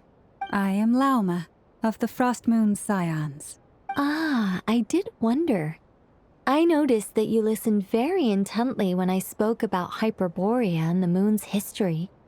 If you'd be interested, I'd love to visit you this evening and go through it again in greater detail. Also, if you were serious about making a record, it would be too risky to simply write down the raw details as is. I would suggest some tweaks. Maybe rewrite the stories as fairy tales or fables, perhaps even prayers. Anyway, we can cross that bridge when we come to it. So, see you later then? Oh, and no need to prepare anything. Just a cup of tea will do. See ya! She seems friendly. It's just... It's so nice to find someone who's actually willing to listen. I've been dying for a chance to finally go through all this systematically from start to finish. Now Paimon gets why Alice told us to mind our heads. Ha ha ha ha, what did I tell you? A lot of quirky people in Alice's orbit. Now then, the next order of business is, where do we start looking for the Moon Goddess's name? Maybe the rest of what Nicole has to say might give us some clues. Once I've heard her out, I'll summarize the salient points and share them with you all. I'm also inclined to review our other documents. Yes, our faith was first established by our Hyperborean ancestors, but many of the more factually accurate records are from after Kutar's birth. Sounds like we're gonna follow Columbina's journey through Teyvat, huh? In that case, we'll start by heading to the Frost Moon Enclave. Sounds like a plan. Take this with you. I'll see about getting in touch with the Fatui. It'll probably just be Arlecchino and Sandroni again. They're the only ones who would want to help. Thank you, Mr. Varka. Don't mention it. Honestly, I'm more comfortable dealing with the Fatui than prying into the details of a young lady's childhood. Catch you later. I should follow them, just in case there's some way that I can help.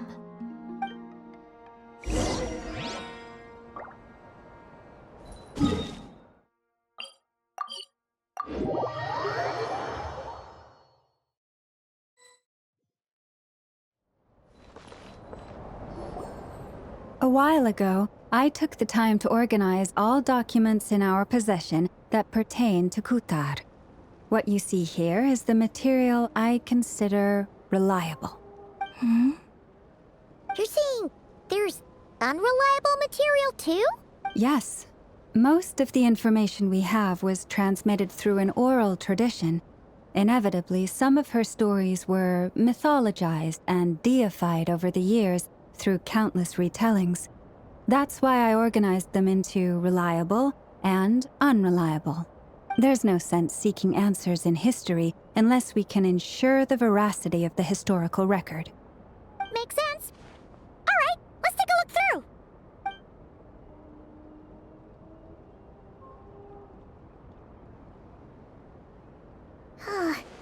Almost all these records refer to Kutar instead of Columbina.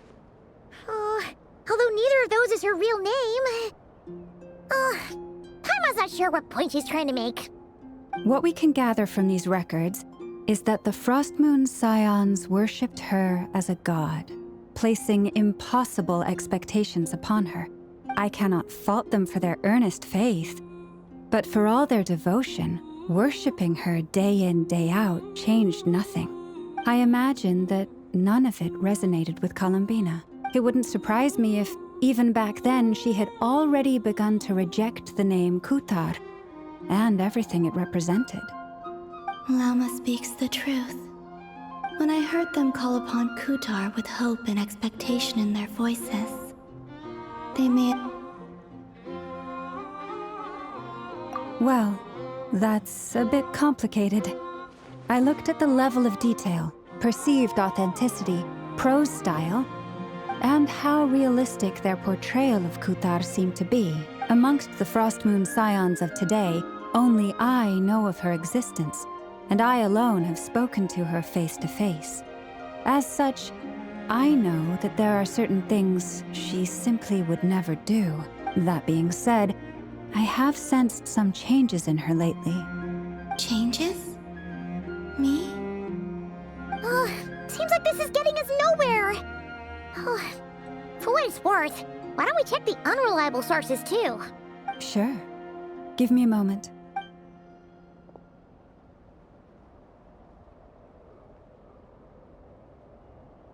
Exerting but a fraction of her divine might, Kutar sheared a great mass from the snow-capped mountain and cast it into the sea, upon whose surface shone the mirror image of the moon. Thus was formed the island of Hisi. Yeah, right. That doesn't even begin to pass the sniff test. The 3 moons are naught but lies through and through.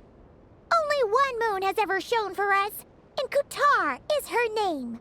The vast majority of ancient texts are filled with fanciful tales like these. I trust you understand my criteria a little better now. Kutar did not speak, merely gazing into the distance in silence. And where her gaze landed, this was her prophecy. Clearly, whoever wrote this text never even met Kutar. Otherwise, they'd know that her eyes are always closed. What about you, Traveler? What are you reading? Come on, let Paimon see. The child wished to build a wooden nest with which to shield the fledgling bird from the cold. But being so young and lacking in strength, the child could not snap the branches from the trees. Kutar was passing by. Upon seeing the child, she summoned forth the Kuhenki, who built a beautiful nest for the child. I remember that. Not knowing the meaning of Kutar's divine intervention, the child dared not to respond, and thus ran home to call their parents. But Kutar was gone. The Moon Chanter declared the event a miracle and took the nest as a relic, placing it on high for all to see. The child was named as one favored by the goddess and was greatly respected amongst the people. Yet, no further miracles were bestowed, and this matter was forgotten in but a few years. Huh. Any thoughts after reading that? Yeah. Columbina probably just wanted to join the kid in making nests. Ah. I had originally considered this a fabrication, because Kutar did not perform any similar actions in subsequent records. But now that I think about it, it does seem like something Columbina would do. It's just that... She didn't know how other people would interpret her actions. She was probably worried about making things difficult for people. So, she gradually stopped joining in. Yes.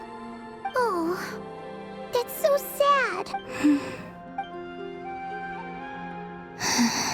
And now, I can make no such gestures of warmth, even if I want to.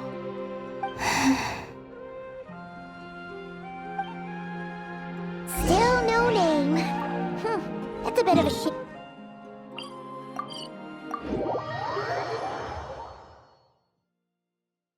But we did learn some interesting stories. That's gotta count for something. Let's see. There's Varka. Oh, and it's Durin and Albedo too. Yeah, this is pretty much the same place we bumped into each other last time. I convinced them to stick around a little longer. We were all waiting on people, so I figured having a little company would help pass the time. Ah, so you've been waiting for us? Does this mean that you've already arranged things with the Fatui? Sure does. Now you're back, we can go meet up with them together. How'd your investigation at the Frost Moon Enclave go? Well, we didn't find out Columbina's true name. But apart from that, it went pretty well. Aha, just as well that I didn't tag along then. I'm sure our moon goddess wouldn't want every man and his dog knowing all about her private life. Still, desperate times, desperate measures, I guess. Someone had to do it. So, Varka was waiting on us, but what about you two? Are you waiting for Alice? Oh, no. We already met with her. We discussed that experiment I mentioned to you last time. Oh, and she also handed me this communication device. That's right. I understand she informed you about the relationship between the phantom phenomena and Teyvat's borders, yes? She wants me to help her with some more experiments on that front. She said that she'll contact me through this device with more information. Ah, I see. Following instructions and making observations. Pretty common research method. Takes me right back to Albedo's lab. Wait, then who exactly are you meeting? Someone you know. Albedo's met him too. But I don't think Miss Lauma or the Grand Master have been introduced. Introductions are overrated, especially in cases like this. It's you! So? It's not like the academia has prohibitions against going abroad. Also, I applied for leave. I've been writing to Hat Guy since obtaining a human form. I've already brought him up to speed on everything that's been going on in Nod-Krai. Hat Guy? Turns out, I actually have heard that name before. Oh? Then why did you react the same way I did? I only knew the name, not the fella. But since we're all here, let's do some introductions for what it's worth. I'm Varka, Grand Master of the Knights of Favonius. Lauma, Moon Chanter of the Frost Moon Scions. And I'm a Drioche from the Vahumana Darshan of the Sumero Academia. Hat Guy. Good to see you again, Mr. Guy. I believe we last saw each other on the boat ride here. Mind you, the only reason I came here is because there's someone I want to look into. Who's that? The Doctor, also known as Dottore, second of the Fatui Harbingers. From the tone of your voice, It sounds like there's bad blood between you. I was reviewing our archives and noticed that a lot of information about him was missing.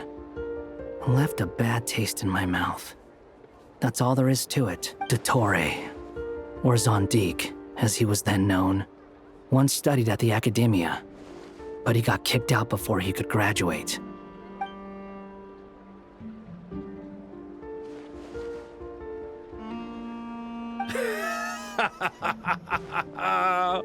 So the Harbinger's #2 man is a college dropout? How embarrassing for them. Last we heard, he was planning something. We actually heard that a few times before, even coming to Nod-Krai. But we haven't seen a trace of him since we got here. He only appears when something interests him. For all we know, he might have left already. But the fact he did something here at all is worth noting. It'll fill a couple extra lines in his file. Why does it sound less like a file you're writing and more like a criminal record? Anyway, we were just about to meet 2 of the other Harbingers. Want to come along? You might learn a thing or two about him there. Sure. Even though they're Harbingers, well, they're old acquaintances of ours, so, you know, when you talk to them, try to be... I got it. The Frost Moon Scion's relations with the Fatui remain tense. Forgive me if I do not attend. In that case, we'll continue assisting Miss Alice with her experiments. Good stuff. Everyone's having a fruitful time. All right, we better get going. I'll lead the way.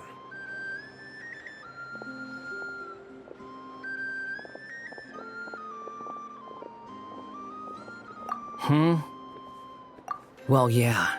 That's obviously part of it. But I'm not the only one who has a score to settle with him. Neither you, nor Lesser Lord Kusanali, nor I want to see him meddling with things again. What's the hurry? Don't worry. Pigeons always know which way home is.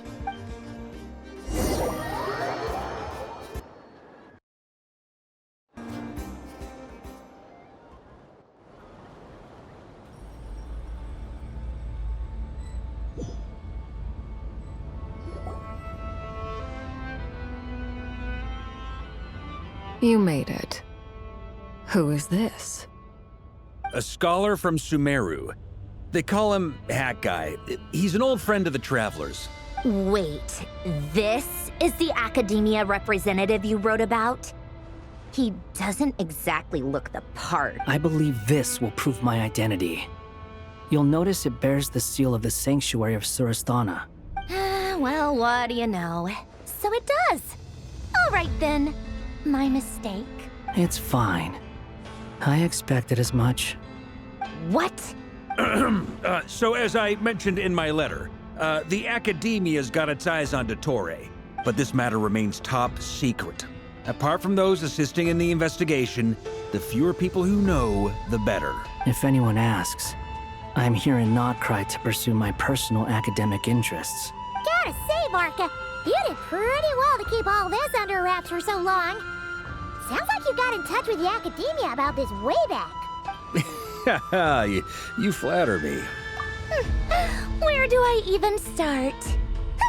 Remember that time we fought Rerir at Star Sand Shoal? He sure let me have it then, didn't he? I'll bet Dottore had that all sketched out, with me as his convenient little pawn. He could not care less about us if he tried, but hey! The feeling's mutual. Does Dottore really strike you as the sort who values his relationships with his colleagues? Fair point. Definitely not. Which is why I always keep my guard up whenever he starts making suspicious moves. To that extent, our motivations align. On top of which, I consider you trustworthy people. Now, back on topic. In the wake of the Reikir of Solnari episode, Sandrone and I grew suspicious about Dottore's complete inaction during the entire affair. So we tried to find out what he'd been up to, but unfortunately to no avail. He never lets anyone in on his plans. The more he cares about something, the more secretive he gets. Indeed. Perhaps he believes that by keeping a low profile, he can avoid trouble. But that trick isn't going to work on his colleagues. Yeah, I mean, he He's been researching the ancient moon's remnants, and he's been trying to get his paws on the moon marrows. Only an idiot would believe he doesn't have something more planned. With this in mind, I returned to Snezhnaya and relayed my thoughts to Her Majesty the Tsaritsa, entreating her to have him recalled. That's pretty direct. Did the Tsaritsa agree? Yes. I made it abundantly clear that the Fatui's business in Nod-Krai is almost concluded, and we do not need 3 harbingers in this territory. Her Majesty concurred. Accordingly, Dottore has returned at her orders. I imagine he is continuing with experiments, which no one besides he would ever have any interest in. Common sense might mean nothing to him, but he's not stupid. He knows that no good can come from opposing the Tsaritsa. Smarts alone won't get him all the way. He needs the Rooster's resources and Regrator's Mora, both of which the Tsaritsa can strip from him by waggling a finger. But doesn't he have a track record of publicly following orders while going against them in private?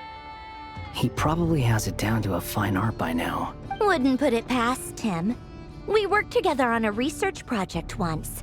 Only briefly, but it was enough to show me that we're fundamentally different people. He has no interest in doing things methodically, stage by stage. His thoughts jump all over the place, and the moment his curiosity is satisfied, or he gets the results he wants, he disappears. The only similarity we share is that, once we set our minds on doing something, we will see it done, whatever it takes. Oh, we definitely saw some of that in your battle with Rerir. You got so competitive. Ugh, do not remind me. Then I believe we all concur. Dottore will not simply give up. Fantastic. Now this is turning into a whole day of unpleasant memories. Ugh. Are you talking about the moon marrow stuff? He also strikes me as the kind of person to disregard experimental regulations, ruin all the equipment, and go way over budget. Then leave the first person he can find to deal with the fallout. Exactly. This one time, he was running some high-temperature experiment and the substance exploded. But does he care? No. He orders his subordinates to open the device so he can observe the results, which causes the gas inside to leak out. That gas was poisonous. If I hadn't been there, who knows how many people might have died. And after all that, he left while I was still cleaning up after his mess. What a waste of time, he said. Waste of time? The nerve! He wasted my time! You've been bottling that up for a while, huh? Hat guy, I must say, you seem awfully familiar with internal Fatui affairs. Especially when it comes to Dottore. Thank you, Lady Harbingers, for providing such valuable information. I have no other questions for now, so I'll be on my way. Wait, what? You're just gonna leave? You're welcome to join if you want. Ugh. Just when Paimon thought he'd finally mellowed out. He makes quite the impression. I'll say. I've met tons of headstrong people, but not many of them would join me in bad-mouthing Dottore. Anyway, back to the main agenda. Barca, you said that Columbina has gone missing? Or rather, disappeared. Yeah. We're working on building a connection between her and this world. The simplest method is to find out her real name. I've actually asked her that question before, but she said she didn't know. Considering our relationship, I doubt she was lying to me. As far as I recall, she was never dispatched by Her Majesty to claim a gnosis or anything like that. The Tsaritsa's plans had long contained a place specifically for her. I always thought that was weird. What could she do that the rest of us couldn't? Knowing what we do now, it's probably something related to Kavaki, right? More than likely. When she first arrived, Columbina would often go to Her Majesty and ask when she could start the task assigned to her. But Her Majesty always gave the same reply. The time has not yet come.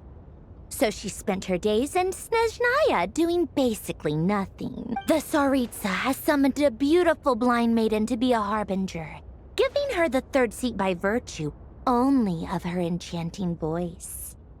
It was a dumb and stupid rumor, but the reality of the situation made it hard to refute. And what happened after that? I imagine she stopped caring. She no longer seemed to care why she had been recruited, and Her Majesty never gave her any missions, so she just continued to sing in the flower garden. For my part, I was busy. So busy, in fact, that watching someone be that idol had me fuming.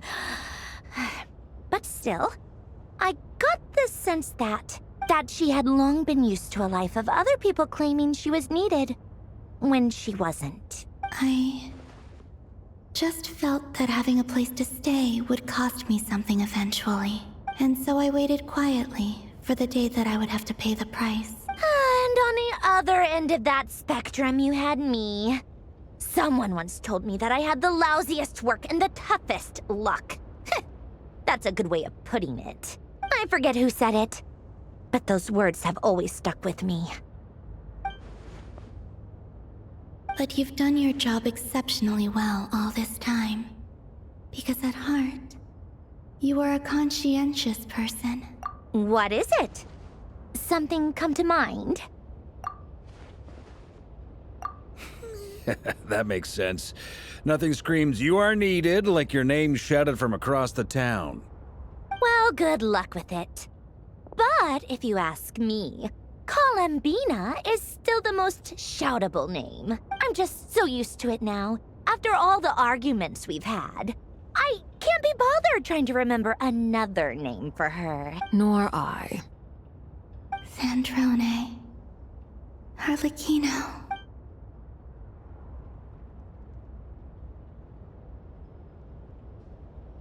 Huh! It's a Sealy! Does that mean Nicole has news for us? Ladies, I thank you for your hospitality. If the chance ever comes up, I definitely owe you both a drink sometime. I'm sure it will. You can make your own way out. Heck, you've been here enough times, you probably know your way around better than I do. Okay, time to do what adventurers do best. Follow that Sealy!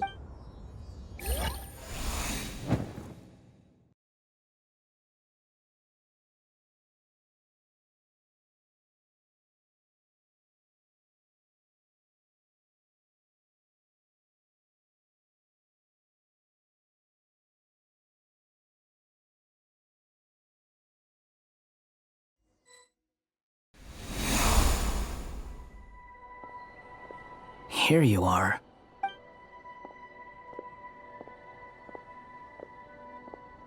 Oh, that guy. How come you're back so soon? Did things go all right with the Fatui? Fine. Dotori's been summoned home by the Tsaritsa. Couldn't get much more than that. How about you? Any progress with the investigation? Unfortunately not.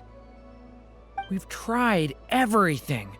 Different phantoms, different locations, different points in history, but the results are the same each time. Abyssal monsters roaming the land. People crying out in despair, with no hope of being rescued. Every time I see it, I can't help but think, is this what it was like in Mondstadt when Dragonspine Durin attacked? And if I fail in the task I've been given, will I create yet another tragedy? That's just meaningless speculation. When we encountered similar phenomena previously, I tried to interfere with those illusions, using sounds and lights to guide them. However, we could not change their fates. At most, we were able to extend their existences. The events of the past are like fate that has been written into Irminsul. There isn't a living thing in Teyvat that can escape its past. But Miss Alice instructed us to try to find ways to change the outcome that these phantoms face. It's an impossible task. Can't you just refuse? Since she asked us to do this, I feel like it can't truly be impossible. Or if it is, well, mages can make the impossible possible. I could not have been born as Durin otherwise. But you also said that your past 39 attempts were fruitless. That's true. But you're still going. Yes. After this many futile attempts, surely you realize that you're not doing this because you still believe what some mage told you. It's because you want her hypothesis to come true. It's something you wish for deep inside. So, think for yourself about what you want to do. As long as you don't believe it's futile, it isn't. Yeah. Previous experience indicates that we cannot touch the phantoms, which limits the effectiveness of our interventions. If we want to clear this hurdle, we need to break this rule somehow. Same thought here. Following the same rules means repeating the same failures. Reducing ourselves to mere playthings of fate. So you mean we need to figure out a way to make contact with them despite knowing that we can't? Yes, and I suspect that's something only you are capable of. Everything in Teyvat is logged in Irminsul, but the withering that once occurred in Sumeru was a sign that the Great World Tree was being corrupted. This corruption allowed things that should not have existed in Teyvat to appear. This is tantamount to rewriting reality to an extent. You're saying abyssal power might be able to affect those phantoms? No one's ever tried it before. If you're gonna try it, it'll take courage. And you have to be confident that you can control it. Is anyone there? Has anyone seen my daughter? She's missing. I have to find her. I hear someone inside. Spargana? Are you in there? Ah! If I can use my abyssal powers to warn him that there is danger here, maybe it'll change his decision. Maybe he'll stay away. Yes. The important thing is not the nature of the power, but rather how you use it. To intimidate and obstruct. Sounds about right for the Abyss. Let me try. I should be able to influence that thing. Have you seen a little girl? What? This isn't the time for that! Just run!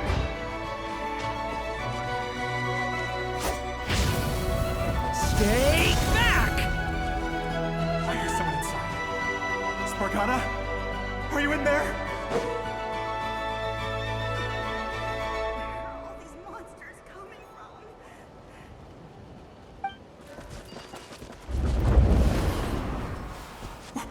What is this?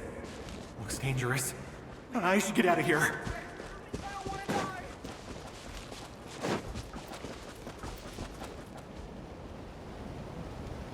He really left. Ha! We did it! Don't celebrate too soon. Follow him. See what he does next. Monsters approaching from the front. You need to stop them and create an opportunity for him to hide. Leave it to me!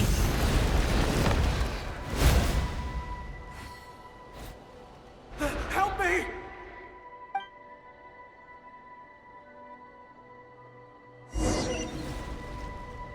Monsters approaching from the front. You need to stop them and create an opportunity for him to hide.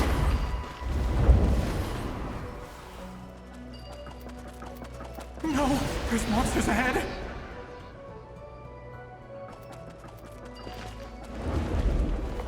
Wait, is that the barrier I saw earlier? Why is it appearing now? It's as if someone's controlling it.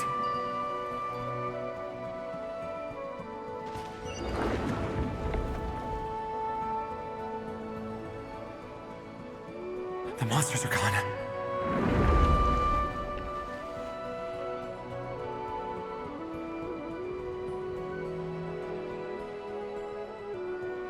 The barrier's gone too. How odd. Anyway, I guess I'll keep going. Quickly, let's keep up.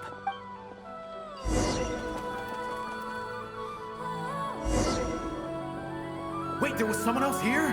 Don't go any further. We've got anti-monster traps laid out everywhere. But my daughter must just be up ahead. I have to go. This way's blocked.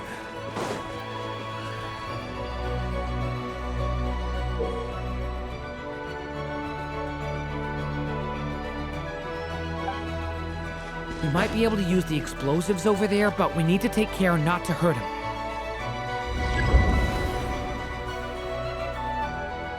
I'll use the barrier to keep him at a safe distance.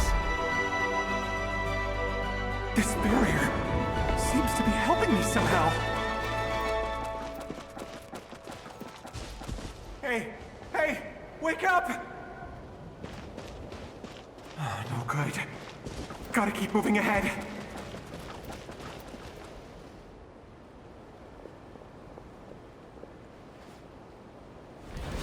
So many monsters! There's still a chance, Durin. Use the traps.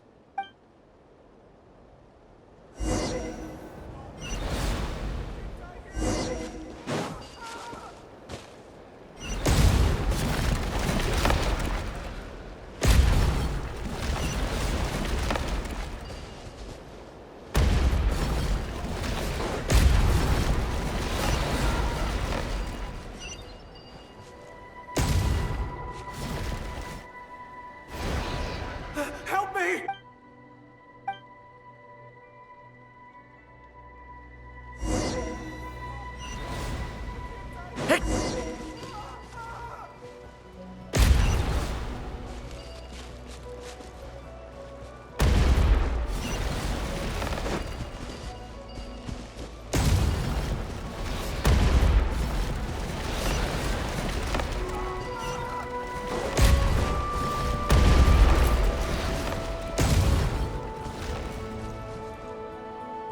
This is a new development. I've never seen this happen before. We might just be able to save this person.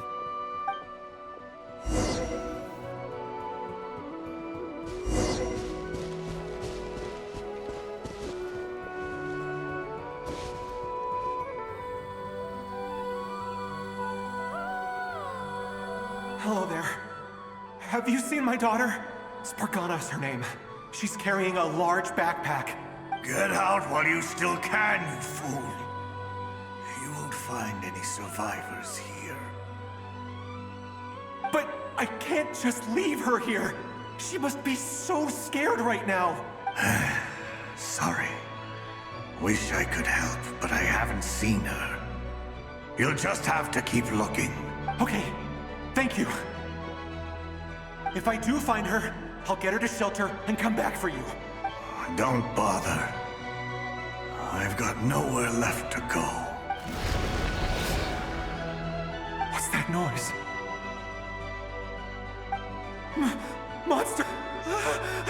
No, if he goes inside, he'll be walking into a trap. Let's try this once more. This time, we have to stop him.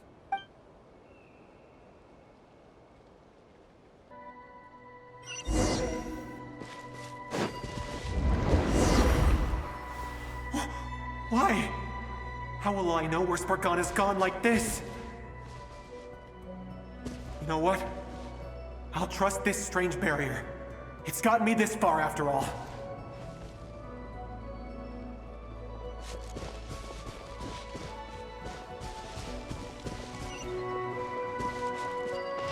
What?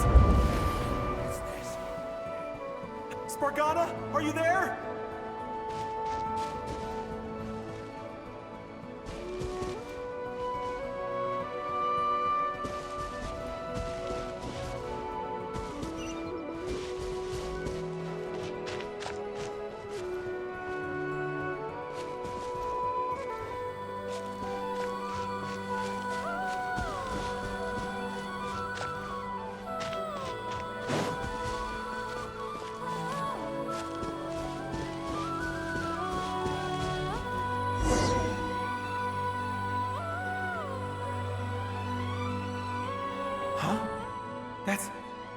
That looks like one of my daughter's books! Thank you. Thank you! Yes, it's one of hers for sure. That's her name on it right there. She left her backpack here. Durin, just like last time. Use the explosives.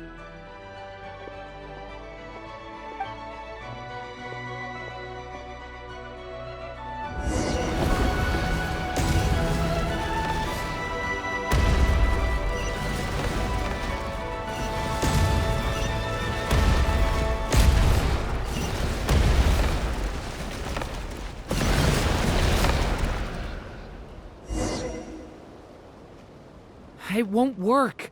There's not enough left. If he makes it in, he'll die. But then, this clue could be the key to him finding his daughter. It might not be the only one. Better he misses that clue than loses his life. I guess so.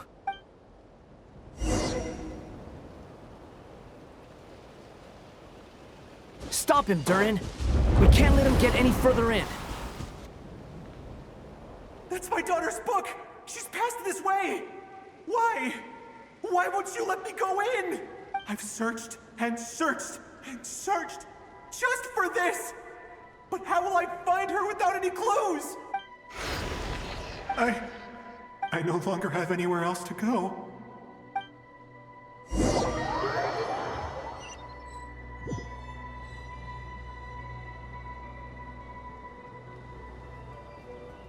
I'm sorry. I'm so sorry. He refuses to go anywhere else.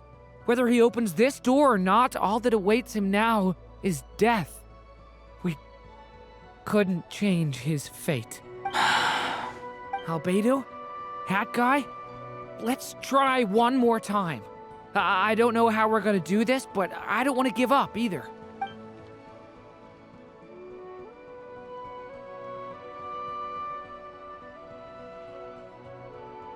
Why am I here?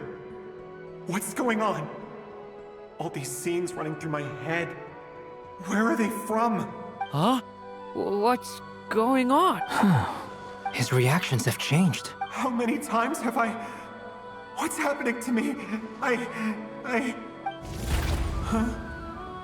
You can see us now? I feel like I always could, but that I only just realized you were there. I'm sorry, I don't know how to describe what I'm feeling. But you were the ones guiding me using that marked barrier, right? I haven't done anything yet, but those monsters, those deaths, they feel like memories. Like things I really did experience. I won't find my daughter. In fact, I'll ultimately die trying to find her. Isn't that right? Well, no, it isn't. Yes, it is. Even so, we're trying to find a way out of this. You've not seen my daughter either, have you? It seems she really isn't here. I'm sorry we couldn't help you. I'm just... tired. Maybe this is destiny. Maybe it doesn't matter how hard I search. How long do I have left? Experience says 15 to 20 minutes. 15 to 20. Thank you for all your help. Let's rest a while. You look exhausted too. Now's not the time for you to start pitying us. It's not pity. I'm just realizing that I've only got 10 or so minutes left. You know?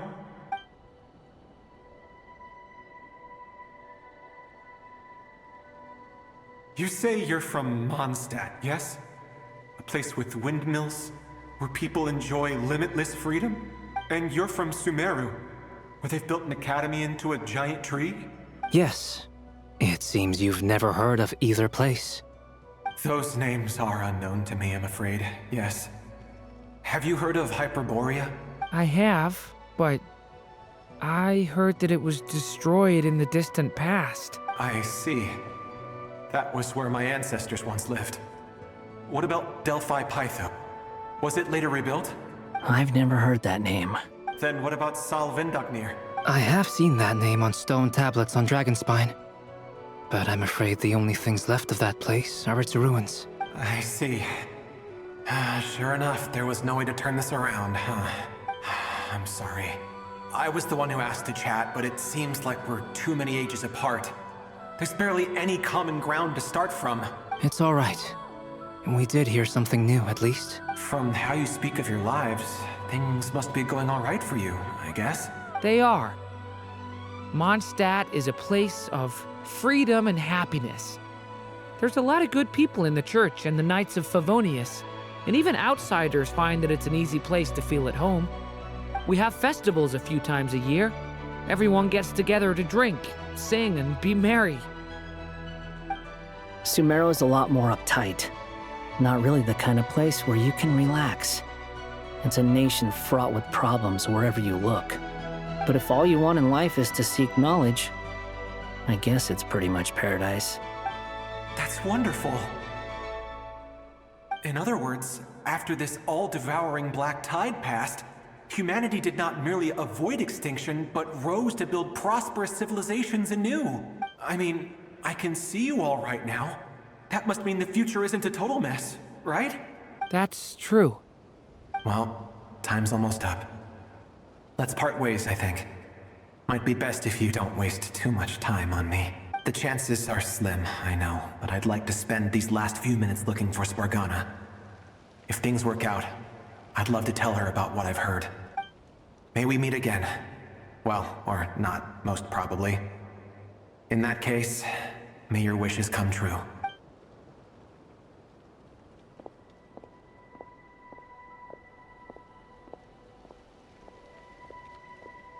He's gone. In a few minutes, he will meet the end that was his to begin with. The ending of this tale did not change, but I believe that we've just made the most progress we have yet. May your wishes come true. If only it were so simple. Hat guy, could I ask you a question? You've never talked about your past. It seems complicated, and it weighs heavily on you, too. Would you be willing to tell me about it? I mean, sometimes it's better to get things out in the open. Take that guy we try to help, for instance. At least he said goodbye with a smile, right? I know about Albedo's past. Our experiences are very similar, and he created me. As for you, you're my first friend, and you've witnessed every step I've taken. But by comparison, I know nothing about you. Either way, I mean, we're still best friends. But if I knew more about you, I might understand your thoughts a bit better. I've told you about myself. I'm a student at the academia. And what did you do before that? Prepared for the entrance exam? All right. If you really don't want to talk about it, I won't press you any further. I was a puppet built from the branches of a white tree, using technology left behind by the Conrian schools of mechanical engineering. A white tree? You mean an Irminsul tree? Yes, a branch of Irminsul that was once connected to the main tree. So you had a human creator too? Yeah, but my creator abandoned me after deciding that I was a failure. After that,